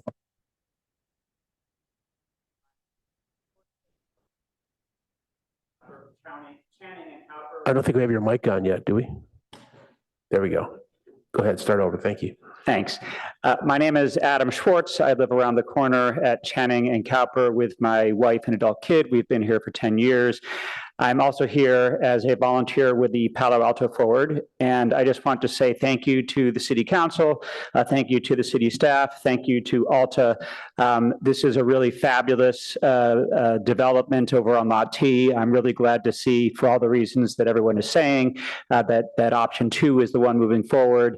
I'm just grateful for the leadership and vision of everybody in the room who's been working on this. Thank you very much. Our next request to speak is Winter. Yes, just a short remark. This, I echo what Mayor Lowing said about how happy this makes him. And I think also Councilwoman Liscott Hames. I feel lifted. It's so hard these days. There's so much going on that's just such a bummer. And seeing an all affordable project moving forward feels so good, and it lifts up me, and it's really going to lift up the people that get to live there, but it lifts up our whole community. So I really thank you, Alta Housing. I just love Alta Housing. And thanks for, of course, staff and council members for working on this. Thank you. Our next speaker is Jeremy L. Good evening, Palo Alto City Council. This is Jeremy Levine, the new Executive Director of Palo Alto Forward as of 2.5 months ago. There is no more fitting project for me to make my first public comment because there actually isn't very much to say. We are so excited to support the council's work, to see this development move forward, to bring more families to downtown Palo Alto. As the project moves forward, we agree with Councilmember Burt and some of the others that it's going to be important to continue balancing the needs of many stakeholders, providing replacement parking, promoting high quality design. And at the same time, we hope that the council will, to the extent possible, streamline permitting and promote the project that is most financially feasible to build, which is already the direction you're headed. So thank you to council. Thank you to staff. We look forward to supporting your work. That concludes requests to speak on study session item 2. Thank you, and that completes this item, and thanks again to Alta and to staff.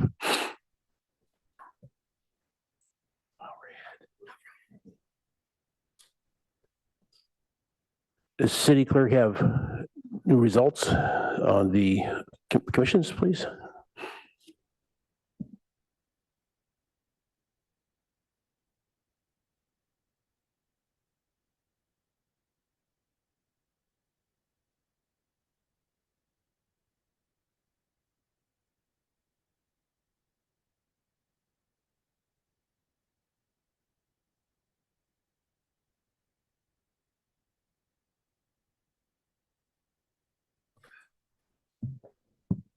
So the results of the round 2 of voting for Parks and Recreation Commission, Mark Shonen received votes from Burt, Liu, and Lithcott Haynes.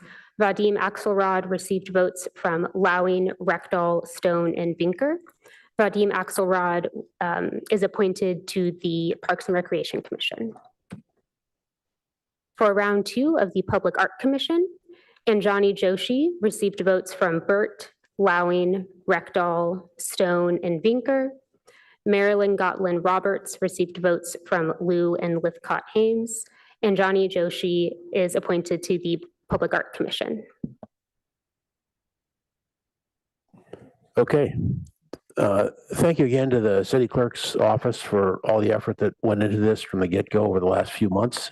We got a remarkable slate of candidates as a result of your work and their interest, and had some hard decisions to make. And those that are not elected, don't dismay, come on back for another commission at a later date.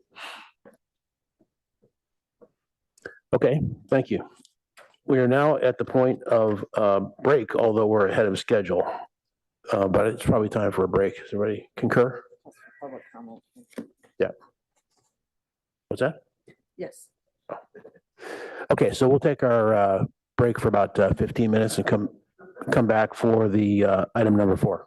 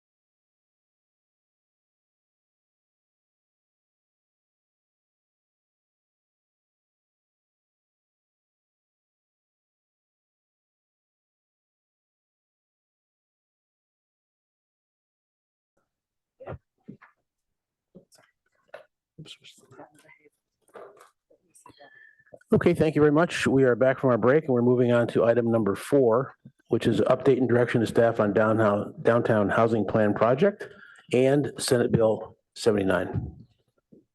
Thank you, Mayor. Jonathan Late, Director for Planning and Development Services. We have a presentation this evening to share with you about the downtown housing plan and SB 79. Vishnu Krishnan will give the presentation from the city on the downtown housing plan. I'll offer some comments on the SB 79 implementation. Our consultant, WRT, is represented here with Poonam Narkar, with a principal at the firm here at the staff table as well. So with that, Vishnu, do you mind starting the presentation? Thank you, Director Late. Good evening, Council, staff, and residents. I will be presenting today on the progress of the Downtown Housing Plan. So the primary objective of the Downtown Housing Plan is to focus on housing production in the downtown area. The housing element, certified and adopted in 2024, established a baseline capacity of 334 new housing units across 32 housing opportunity sites within the plan area. Now, the scope of the Downtown Housing Plan includes establishing policies, programs, development standards, and design standards to enhance the feasibility of housing development while planning for public infrastructure that is necessary to both accelerate housing production and promote fair housing. Next slide, please. The community assessment report was published in June of 2025 as a result of analysis done by experts and the feedback received from the community and stakeholders. It identifies several favorable conditions that support housing development in the downtown area. Now, the way we look at it, downtown is a high opportunity area considering its proximity and access to transit, jobs, and services. There is a community-wide support for affordable and workforce housing and public interest in the revitalization of the area. Housing development is backed by regional and state-level regulatory support. We also can look for regional success models for guidance and the availability of city-owned land that is, a good way of doing the whole redevelopment process for housing. Next slide, please. The challenges that we came across or that basically limit housing production is limited to high land value that is considered a significant barrier here. Developer interest in building more offices that currently outperforms housing was also identified as one of the challenges. We have limitations such as lot size, historic designations, and properties that were recently developed in the last 20 years. Current development standards and limited housing incentives is another big challenge that we identified. The impact of parking on development cost that cannot be excluded for the purposes of marketability, and the potential need for infrastructure and utility upgrades required to support the anticipated growth. Next slide, please. Our community engagement efforts have been extensive. We have had as much as 670 community responses across 2 surveys that we did. We've done a lot of pop-up booths. We have a good amount of website engagement, stakeholder interviews. We conducted workshops and a targeted outreach for service workers with the assistance of CAG members. Next slide, please. We tested project prototypes, and these prototypes that we tested did not meet the financial feasibility thresholds under the present conditions. We prepared an economic and financial feasibility analysis, and we included that to the packet that was published. I'd like to point out that the market conditions are dynamic and the project feasibility can change based on the changing market conditions. This is important because we believe amending policies today could have a positive effect on feasibility when the market recovers. Next slide, please. The economic feasibility report highlights that the likelihood of mid-rise residential performing in a better market is high. This is because under favorable conditions, the project value of mid-rise housing rapidly adjusts, and mid-rise housing has performed well pre-pandemic with investment return thresholds. As stated earlier, city actions have a potential to enhance the value of mid-rise developments and accelerate their construction as market conditions gradually improve. Next slide, please. The project team prepared a list of preliminary considerations for the downtown area based on the analysis done and the feedback received from stakeholders and residents. These considerations include increasing maximum building height in total floor area. We tried a nuanced approach to maximize the development potential of mid-rise residential projects. Revisiting current requirements for non-conforming commercial uses and considering relocating office floor area to incentivize residential development. Updating development standards, requirements such as open space and common use space to improve project feasibility, exploring options to incentivize lot consolidation, and increasing predictability for developers and shortening the overall project schedule. Next slide, please. I'd like to pass it on to Director John for the next set of slides on SB 79. Great, thank you, Vishnu. And if we can go to the next slide, please. So a couple of weeks ago, the governor signed into law SB 79. This law increases the height, floor area, and density for residential development in select counties with qualifying rail stations and rapid bus corridors to encourage transit-oriented development. The law becomes effective on July 1st, 2026. Next slide, please. The heights that are authorized in the half-mile radius around these stations in Palo Alto, we have University Avenue, California Avenue, and part of the San Antonio station, range from 65 feet to 95 feet in height by right, and with residential densities between 100 and 160 dwelling units per acre, and a residential floor area of 3.0 to 4.5, depending on where the development site is located within that radius. The project requires inclusionary housing requirements, which also makes it a bit eligible for state density bonus law. The law does stipulate that increases in height are not permitted to be utilized under state density bonus law, but there can still be concessions and waivers that are granted for other development standards when you follow the state's model. The law itself does not give any streamlined permitting or exemptions from CEQA, but there are other state laws, AB 130, SB 423, SB 35, which provide for ministerial or streamlined review and exemptions from CEQA. We think it's not that all projects will be exempt from CEQA, but it's likely that many would be. Next slide, please. The law also allows jurisdictions to create a transit-oriented alternative plan. And what this enables is there's a couple of requirements. One is that we have to maintain the same amount of development potential within that radius in the alternative plan. It doesn't reduce maximum allowed density with the exception of a certain types of land uses or structures. And we can't reduce the overall percent by more than 10%. For instance, if we had 10% of the area was occupied by historic resources, or if it was 15%, the most we could deduct would be 10% of that area. We can get into more of those details. It doesn't allow us to reduce the development potential on any one site by more than 50% of what is allowed by state law. And it doesn't allow us to stack or put greater density on another lot that's more than 200% than what would be provided for by state law. The State Department, Housing and Community Development does review these alternative plans. They have up to 90 days to make that review, but they may request another period. I think it's 60 days to review, but they can request another 60 days for review.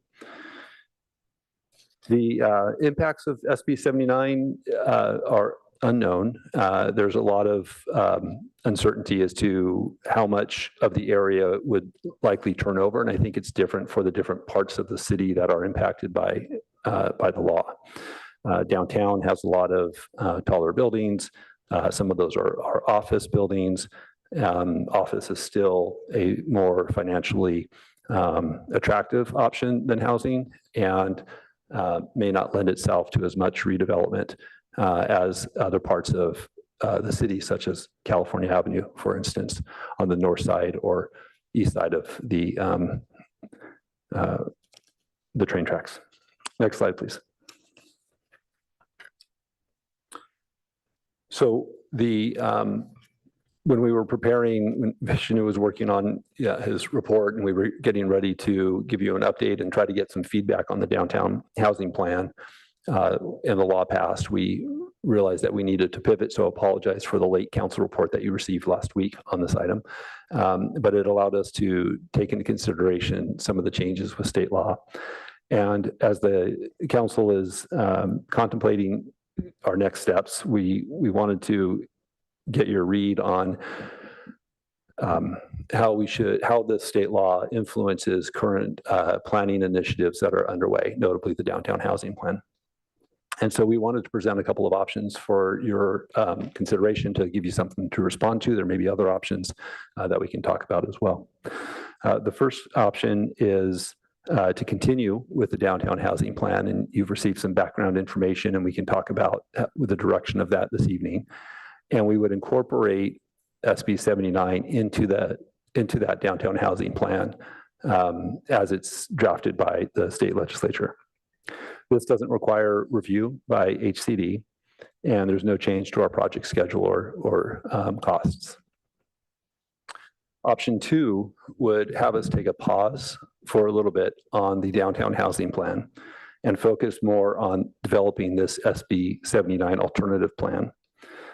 We would look at opportunities to redistribute development potential throughout the radiuses. And I'll just clarify, because I had spoken earlier to one of you about where this applies. Can you move within radius areas within the city?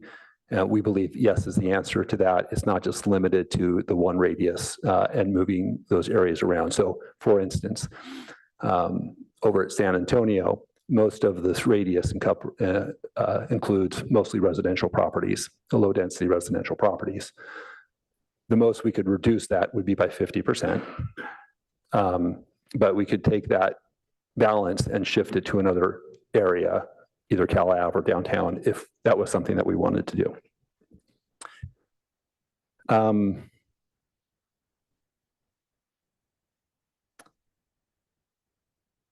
Okay. This, as I mentioned, does require HCD to be a part of that review process. We don't know what that review process is going to be like. I've reached out to them this week, and they're still getting their arms around this as well. It does result in a change to the scope of services that we have, and so there would be some additional, definitely a change to the contract, and we'd have to understand the different costs associated with doing this. Once we have the area plan, the alternative plan identified, and this is really, as we're looking at it, is a mapping and a numbers sort of exercise. We're looking at what is existing within these radiuses in terms of existing floor area, and particularly residential floor area, what would be allowed under the state law, and where might we want to shift that within the radii to presumably provide some transition in scale to lower density residential properties. There might be other areas that we're interested in reducing the scale. For instance, along University Avenue, we currently allow 50 feet in height. We might want to maintain that. Much of University Avenue has a lower profile character of one and two story buildings. If that was something that we were interested in maintaining, for instance, we might want to shift some of that development potential to another part of that radius or another radius in order to potentially preserve that character. I will note, if we do a alternative plan, we do believe that state density bonus law does apply in those instances and could request a greater height increase than what we've established if we go away from the state standard.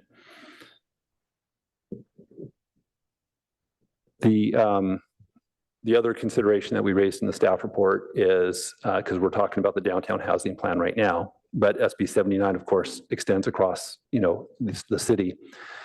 If we're going to embark on this effort of trying to rebalance it in a more nuanced way for the city, do we also want to do that for California Avenue? Do we want to look at that area too? Do we want to look at the San Antonio area station as well? You're familiar, of course, with the San Antonio area plan that's underway. We noted in the staff report that we would like to continue with that initiative and not have that be impacted by this analysis of SB 79, but folded into it when a final plan comes back before the city council later. Okay, so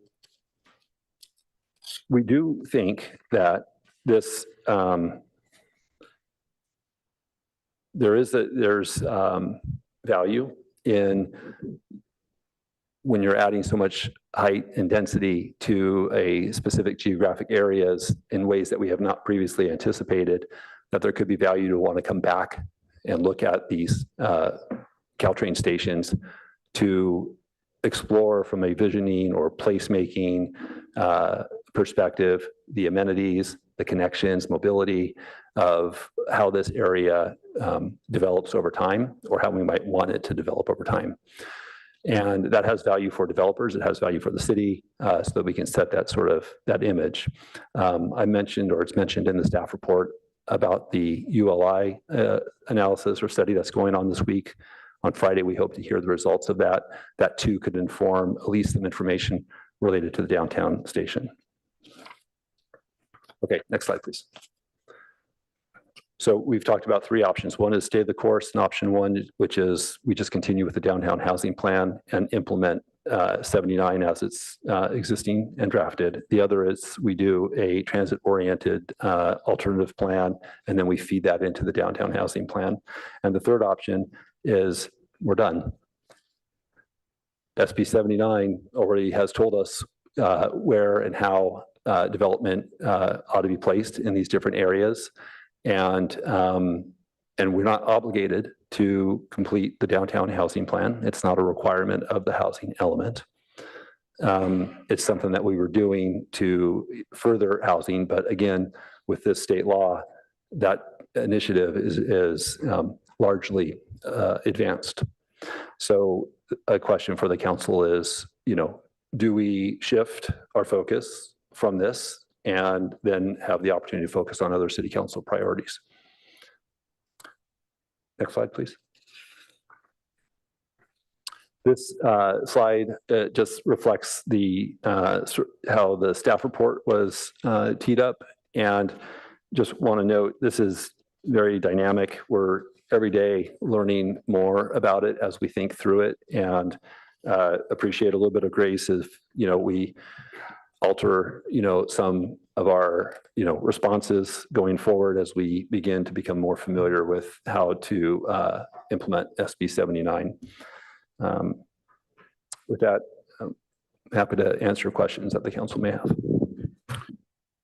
Thanks. First of all, I just want to acknowledge that you've been on a vertical learning curve, you and the legal department. It only was signed like 3 weeks ago or something like that. So this is really good progress for three weeks. I'd like to ask you two overall questions just to frame the discussion. And the first one is, it seems like the big ask here is to help you prioritize from our perspective, downtown housing plan, Cal Ave, SB 79, in sort of in what order, assuming that you could do it all with current resources, which is in there in the staff report that you think you might be able to. So that's number one. Number two, could you sort of start out by telling us how does this mesh with our approved housing element? In other words, we have a certain amount of quotas and we have all of our zoning in place and our programs, and we've got the sites identified and we're ready to rock. other than the resources of, maybe have to pull out of implementation again, back to sort of strategy. How does this interface at all with the housing element? Stated differently, do we have to intentionally build more units now in this cycle? I think the public wants to know that. We don't have to, the SB 79 does not change our RENA allocation.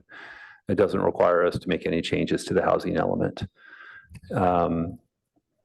The downtown, as I mentioned, the downtown housing plan is not a program that we need to implement as something that we've committed to the state to do. It is something that we said that we were doing.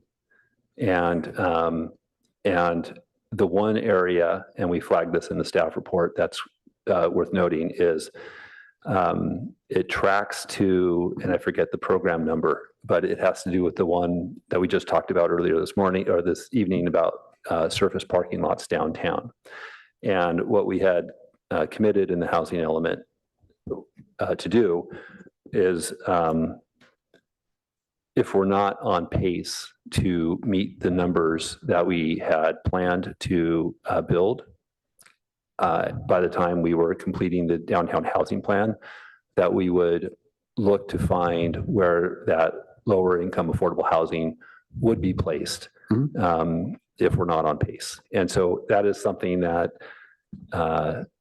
we may want to do regardless of the downtown housing plan and could be a part of that effort. I anticipate it would be a part of that effort, the downtown housing plan, or could be a part of the SB 79 alternative plan. But we're not obligated to make a change right now. Okay, great. I think that's what we wanted to get out into the public. So for tonight, that takes us back to what do we need to do here? Our discussion is sort of limited to helping you prioritize those areas and then helping you decide if it should be an ad hoc.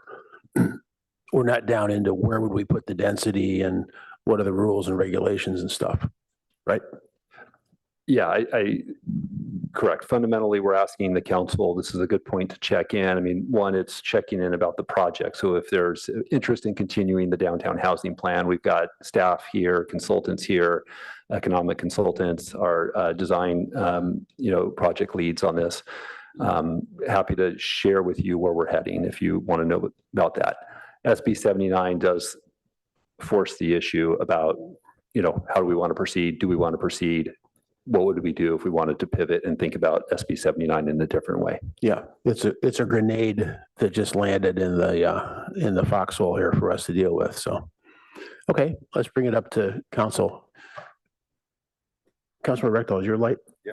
Okay, great. So what was the intended scope of the downtown housing plan?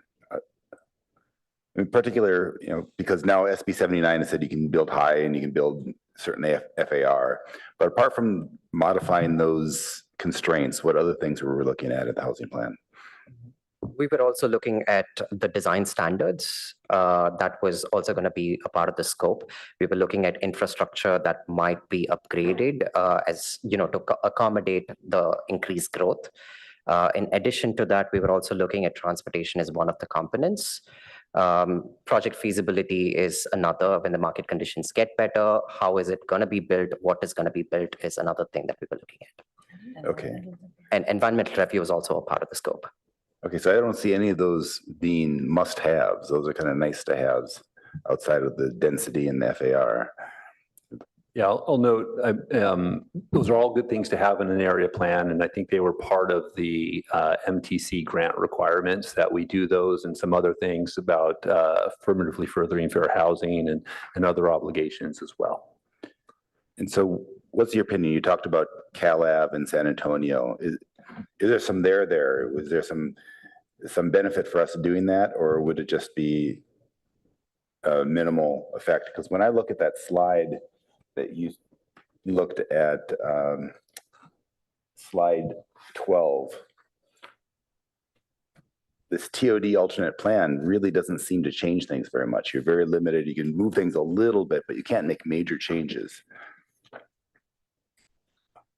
And I'm sorry, I want to make sure I understand your question. Are you asking, you were asking about? Yeah, so slide 12, it talks about if we do this TOD alternate plan, you can tweak some stuff here and tweak some stuff there, but you can't make major changes, right? So for example, on the bay side of the tracks, there's a lot of residential areas. We can take a little pressure off them, but we can't eliminate the pressure on them, right? So there'd be potentially a lot of work to create a TOD alternate plan for relatively small improvements in those neighborhoods. And is that, what's your thought? Is that worth our effort, or? I'll share some thoughts, I guess, on that, and ask that question back of the council. But as we were sort of thinking through the pros and cons of doing a alternative plan, our pros cons, our pro list is a little shorter than our cons list. And I'll just share some of these with you. So the pros are, it would give us an opportunity for, you know, as I mentioned, a more nuanced application of the law, shifting from one area that we believe to be sensitive or requiring some kind of a transition to another area. And therefore, another pro is it provides a more gentler transition in scale. There's also this ability to shift the floor area and density from one of the nodes to another node, which might offer us some greater protections in some areas. Maybe also focusing on where we have greater ridership on some of the different train stations versus others. The cons, and that's not to say that's the end of the pros list. There may be some others, but you know, again, kind of moving quickly through these things, trying to understand them. There will be additional costs to the city to develop the plan. There are significant unknowns with regard to implementation. For instance, you know, what's the definition of a pedestrian access point? I mean, we can think we know what that is, but until MTC tells us what it is, we're kind of, you know, guessing. We don't know what the HCD review process is going to be, what they'll ask for. What will be required to demonstrate compliance with SB 79, and we don't know how long it's going to take. It's uncertain what level of environmental review might be required. While the state didn't have to do any environmental review to impose this requirement across the various counties in the state, we might actually need to do environmental review if we're going to develop an alternative plan. So that's something that we need to understand more, which of course has more time and costing implications. There's judgment that needs to be applied when deciding which parcels will receive lower density and which ones will have a greater scale of intensity, potentially setting up the perception of, you know, winners and losers depending on how you view the issue. The density shifts require considerably more height, floor area, and density on parcels that are designated for greater density and development. So right now the state law allows up to 75 feet or 65 feet, but if some of those parcels are reduced in half, that resulting area, height, you know, density has to be shifted to another area that might be at 75 feet and now needs to be at 100 and, you know, X feet, 10 stories, 12 stories. So even if we've got, you know, now a 5/2 type of construction anticipated at 75 feet, to make up the difference from the less dense areas, that now has to increase to a higher height. Yeah. And then there's a provision in the state law that talks about a preponderance of, you know, I don't know what this says, information to demonstrate, and Albert Yang's on, he can correct me if I'm wrong about this, but the gist of it is we have to demonstrate that we're not creating a barrier or making it infeasible for the state law implementation to occur. So is HC going to require us to do a pro forma analysis on these different heights? Because we know, having talked to many developers, and council has seen this too when you've asked questions, you know, is it feasible to build beyond 7 or 8 stories? And then what's the next level? You know, when does it become feasible again? Is it at 12 stories or is it at 14 stories? I mentioned about state density bonus law likely applying to, well, it applies to all of SB 79 and the alt plan. But with the alternative plan, you might be able to go higher even still if you need to make that. So let's say we, set the standard to, we made up the 3 stories that we lost on some areas and we added it to another area plus state density bonus on top of that, if that's what was needed to make the project work based on the inclusionary units that are required. And then the other thing is just noting is, the state law becomes effective on July 1st. We're not going to be done. We're here as quickly as we could be following the governor's signature. Our consultant team is poised and ready to go. We're kind of excited about it on one idea, on one hand as a study, but it's a heavy lift and it's going to take a lot of time. But we hope to be done by the end of next year. Okay, so there's not a recommendation there. You're just saying you don't know. You don't. Well, I don't have I just want to present the information as objectively as I can to the council and help you wrestle with it. Appreciating that it's a lot to digest and a lot of decision-making to take place now. We've had a few weeks, maybe more, to think about it, and you're getting hit with this tonight. And you may not be ready to make a decision. And so one thought that we were exploring earlier was you don't have to take an action on this tonight. You could direct the mayor to form, or maybe you can do this on your own accord, form an ad hoc to sit with staff to really flesh out the pros and cons, maybe more, give us a chance to work up a better understanding of the state law, talk to our regional agency partners to see what we can do. And then after that discussion, perhaps later this year, we can report back to the city council with the ad hoc's recommendation on what we should do. Okay, thank you.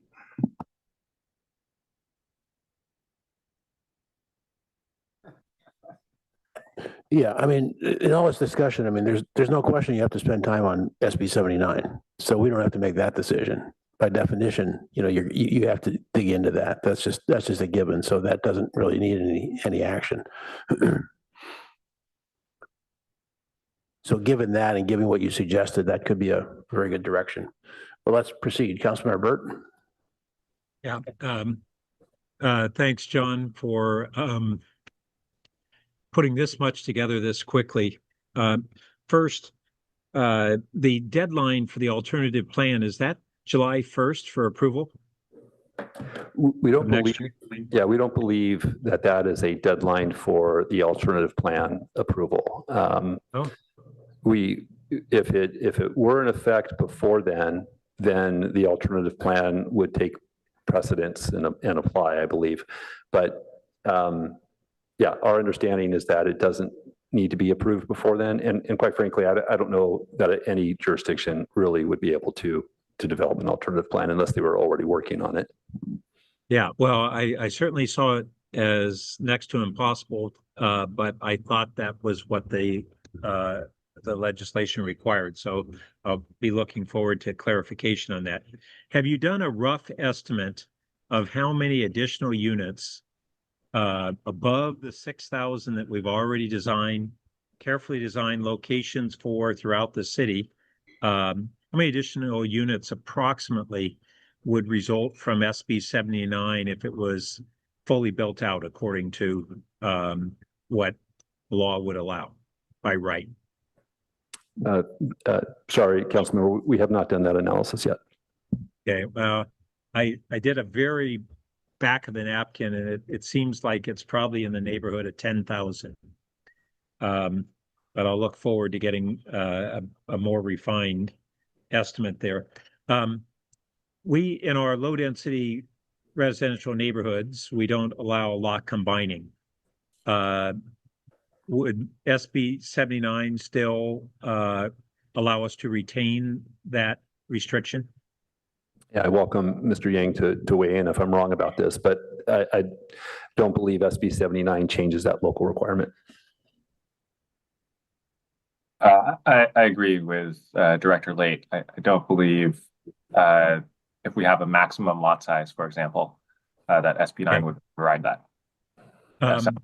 Well, it's both. We not only have a max lot size, we don't allow the lot combining in those areas. So two related issues. So that goes into, as we look at what might actually get built in those low density neighborhoods, we need to look at kind of the economic feasibility of constructing per SB 79 on smaller lots in those areas. I think that's something that will inform our decision making, because we have a hypothetical impact and then we might have a very different market-based impact. But in our commercial areas, so like downtowns, we don't have any such restriction on lot combining, right? Correct. Do we have obligations under SB 79 to allow lot combining in those areas? Or otherwise? Is lot combining a discretionary approval on our behalf in those countries? So it as long as it is complying with, you know, whatever objective limits we have in place, we would probably need to approve a lot merger. Okay. And then so John, you mentioned the possibility of an EIR. I'm having trouble understanding why it would only be a possibility with the massive potential impact of this. Can you explain why there's any doubt that there would be an EIR need? I'll take an initial cut and again ask Mr. Yang to weigh in, but I don't. So I said there may be environmental review required. I don't know the level of environmental review. The reason it's uncertain is this is first and foremost implementation of state law, and we don't have to do environmental review for the implementation of state law. So the units, that density that you were describing has already been approved. And if we were to adopt something by ordinance, we believe there's other provisions of state law where it would qualify for an exemption or not be otherwise required.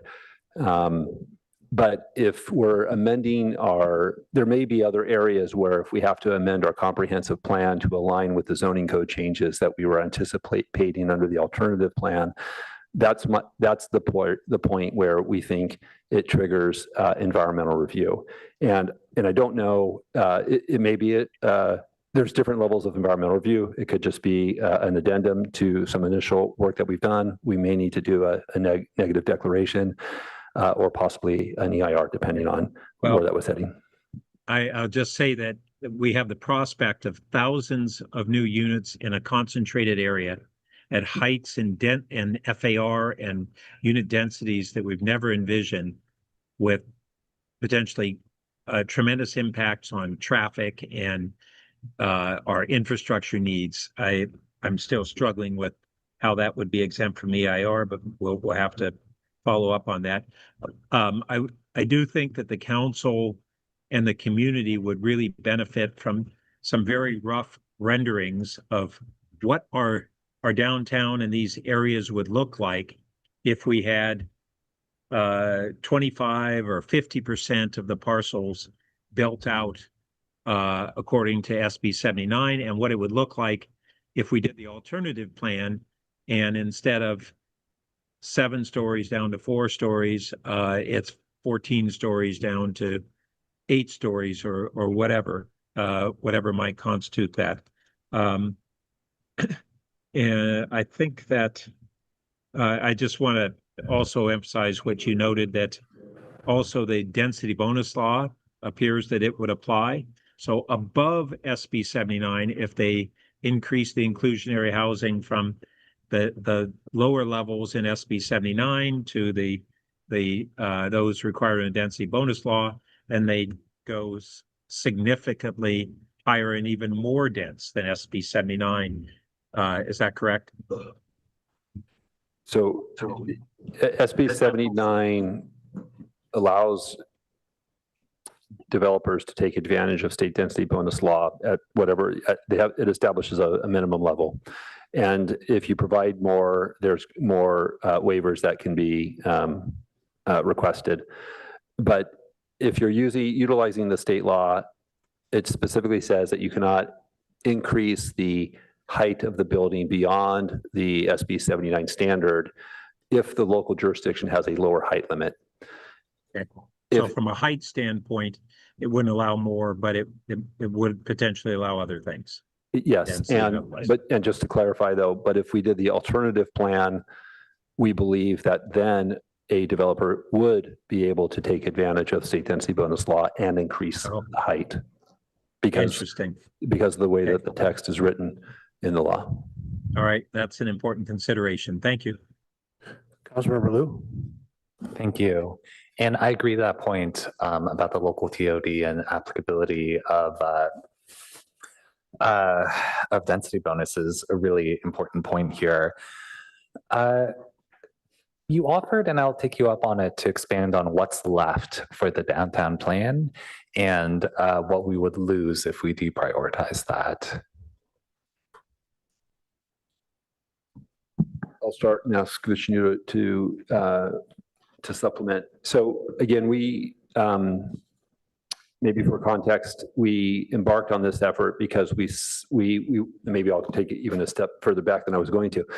During the housing element, we were trying to identify our opportunity sites.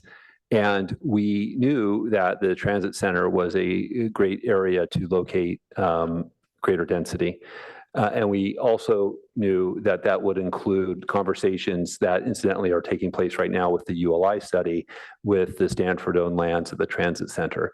We also knew at the time that there was no way we were going to go through that process and complete it in time for us to meet the state deadline. So we found other sites in the city to locate housing. And as part of the, our interest in doing the downtown housing plan was to think about, okay, how can we incentivize more housing near the transit station? And that's why we embarked on that process. We had the grant funding. I mean, we had talked about sort of our wish list of what we'd like to do, and then we ended up with where we were with the MTC grant. We got $800,000 to participate in that grant. And we went about trying to figure out, how can we increase, facilitate housing production downtown. And we were proceeding down that path. We've understood the opportunities and the challenges, and we were getting to a place where we were trying to figure out how do we put all this stuff together, and then satisfy the obligations of the grant. So, again, SB 79 kind of upends that process because it answers for us how much and where the growth will take place on one level, right? It may not answer the question of, or it may not solve for the housing production component though, because we have existing land uses downtown that may be, it may be more attractive for those property owners to retain those properties in their current state rather than convert over to housing. And so one of the things that we were looking at and having recent conversations about, getting now more precisely to your question, was how do we solve for that? How do we make create new development standards that are going to entice downtown property owners, including property owners who have existing office buildings, want to make them participate in this process? And so that's what we were just about getting into to explore. And it doesn't have to be lost. It could still be something that the council asks us to do, but that's kind of where we were. Okay. Yeah, I agree. The parcel by parcel heights are probably something we just rather do under SB 79 more directly. And I think that last point about rethinking how commercial interacts with residential makes a lot of sense. I know that there is work going forward initiated by Ken Hayes to look at the shrink wrap rule, and that will come to council actually sooner than later, probably, since it's already going through the PTC. Do we have other ideas on the short list? Is there anything that we really want to work on or that we're afraid to give up? Like, obviously we haven't fully explored this, but is there anything on a short list that something specific that we think we would lose?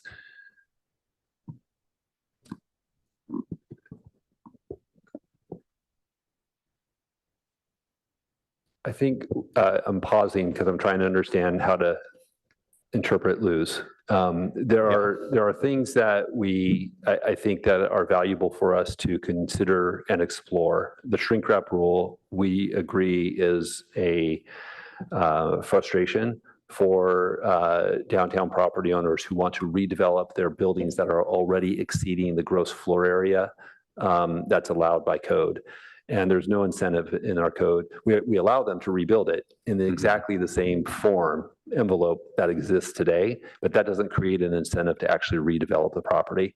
And I think there's a lot of properties downtown that would benefit from creating, refreshing their class, office class status.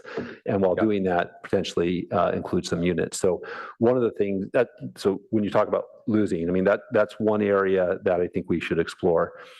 As a corollary to that, we were, again, just noodling the idea of, how do is there a way for us to encourage a downtown property owner who may have multiple properties to send their non-conforming floor area or even their conforming floor area to a conforming or non-conforming site, so that the sender site could then be redeveloped as housing, high density, or medium density housing.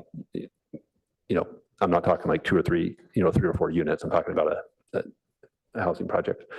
So that would specifically look like transferring office from one site to another.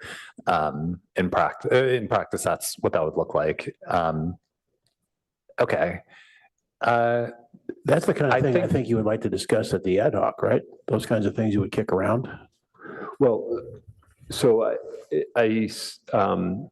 so yes, that would be a topic that could be discussed if the ad hoc were formed for the downtown housing plan and SB 79. Yeah. Okay. I mean, I think the shrink wrap rule, well underway, it's working its way through the process. I think we should definitely keep that going. I think moving conforming or non-conforming area to another site, I also think is an important tool. Yeah, I think it makes sense to preserve those aspects while ostensibly dropping the rest of the downtown plan, unless we're, it's almost entirely superseded by SB 79. And while I have gripes around the scope of the original plan, I don't think we're interested in expanding it or looking at other transition zones like downtown north or University South. So I don't see too much, but I also notice you just kind of flagged your light and had something to comment on. I just wanted to add one more item that occurred to me, and we mentioned it in the staff report, and it just has to do with that program and the housing element about redevelopment of our surface parking lots. And, just being aware of that, and is this the time for us to think about identifying new sites and possibly amending our housing element to modify the opportunity sites in light of SB 79 and other development potential. Right. That's another example of something that we discussed in the ad hoc. Yes. Yes. Not tonight. Yes. Yeah, I have thoughts about that, but I can wrap up here and hear my other council members' thoughts. Okay. Vice Mayor Vinker. I'm not even sure I meant to turn my light on, but I'll say something quickly, which is, first of all, thank you also for doing this so quickly and bringing it to us. And, it's always hard to get the interplay of the different, whether it's a San Antonio area plan, all the different projects we have going on and analyses we have going on housing, but right now it's really a moving target. And so I appreciate this. I like the idea of an ad hoc to really look at this because it is complex. But generally, to give them some direction, I like your option two, where we just kind of pause. I would hate to forego an alternative plan without having at least had the ad hoc look at it more deeply.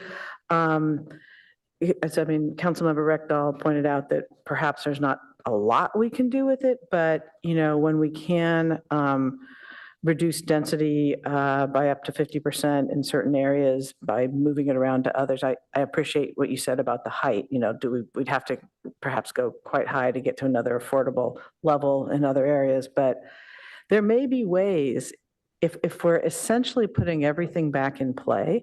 So we have the downtown area, the San Antonio area, all three train stations. We may be able to do something really smart that just kind of looks at the city holistically again. I mean, the shame of it is we tried to look at the city holistically with the housing element. A lot of effort went into that. But the opportunity of it is that now, having started on the downtown plan and the San Antonio plan, we're a little smarter. We have looked at the housing element. We have that starting point.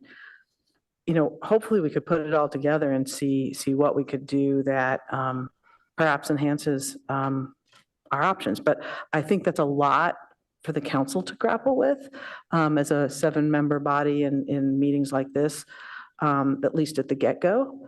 So I would be supportive of an ad hoc trying to sort of counsel staff a bit, advise on that. But generally, I would lean toward option 2. Let me make a couple comments that substantially in sync with what the Vice Mayor just said. As I said before, SB 79 has to be number 1. You have to do that just to understand it. But I think we should be, I'll even say, aggressive about looking into the alternative plan options. And frankly, in fairness to all of our neighbors in all the neighborhoods that are impacted, I wouldn't want to rule anyone out until we do take a look at it to say that, hey, we couldn't really make any movements here, not just skip it because it might not be that way. So the sort of the equity to all neighborhoods, I think, is on the table here. And hopefully the reason that this is in the bill is not just to get Senator Wiener some more votes, but that it's actually actionable in some areas where we can really substantially do some trade-offs where that would make sense. So that would be the number 1 priority. I would actually concur that Cal Ave, you're going to look at it anyway, but that would probably be the number 2 after the downtown area, because it's probably going to be more highly impactful. We're already talking about high density housing there. We want that, and we're getting some, so that's fine. So that would play right into it. So that would be number 2. But number 3, back to the downtown plan, there's no reason not to do it because of all the things that have been discussed. Director Lake gave a good answer to Councilmember Liu. It's just, there's a lot more information that we needed to get to figure out what's going to work to get housing built downtown.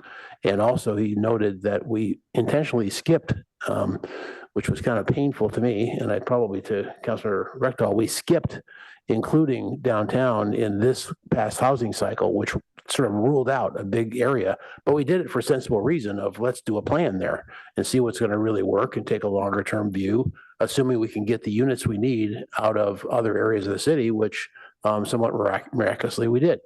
So we can't at this point, there's no reason not to go through with it, including the fact that our grant's not going to be pulled. It's not one of those things. So it's funded, it's ready to go. It just changes some job descriptions here in the next 6 months in terms of the emphases that some of you be working on. So I would see that those would be the priorities. 79 with the alternative approaches, and Cal Ave, and then the downtown housing plan. And simply by you asking, I'm very supportive of supplying a couple of able-bodied council members to work on that housing issue here. Any other comments to help them?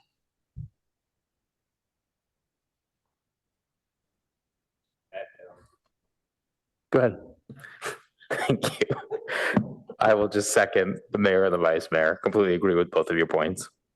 And happy to move a motion. I know we still need to do public comment, but whenever you're ready. I don't even know if we need a motion. Well, great. Then Yeah. Is there any public comment? We have one request to speak. Our first speaker is Deborah G.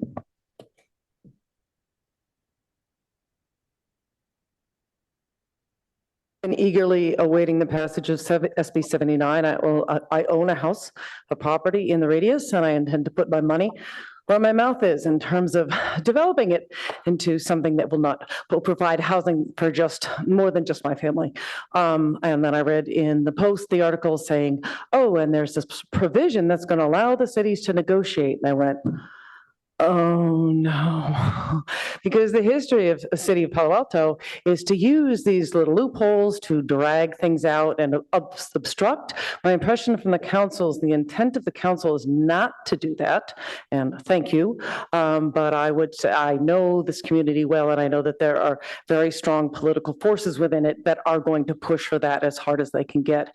With that in mind, I have three things I want you guys to consider. One is the missing middle. Everyone is so happy, we've got this great affordable housing and we've got super high-end housing. It's like we've got housing for the bottom 1% and we've got housing for the top 1%. We don't have a missing middle. We have a giant chasm.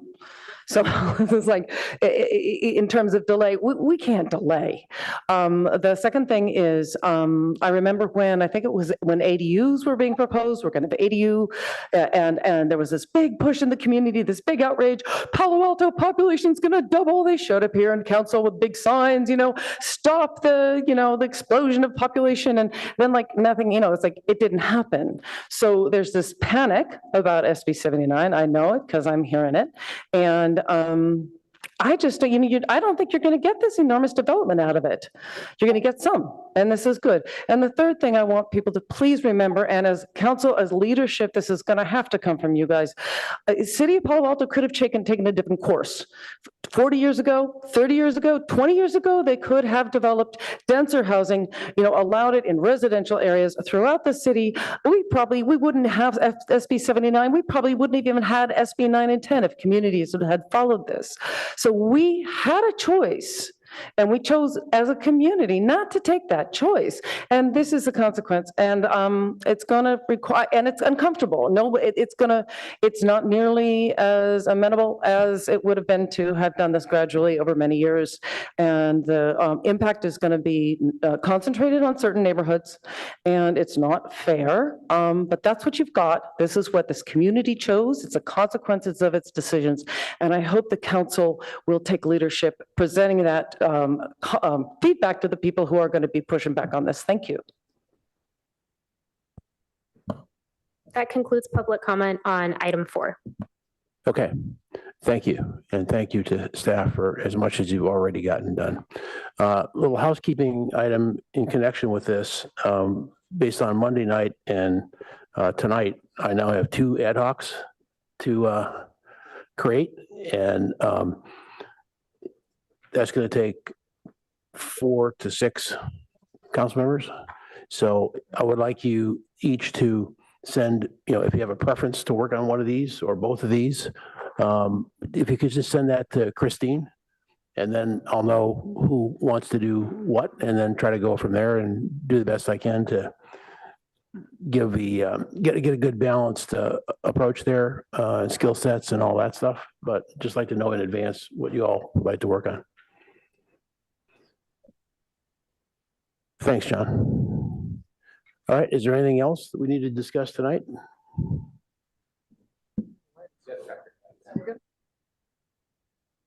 Adjourned.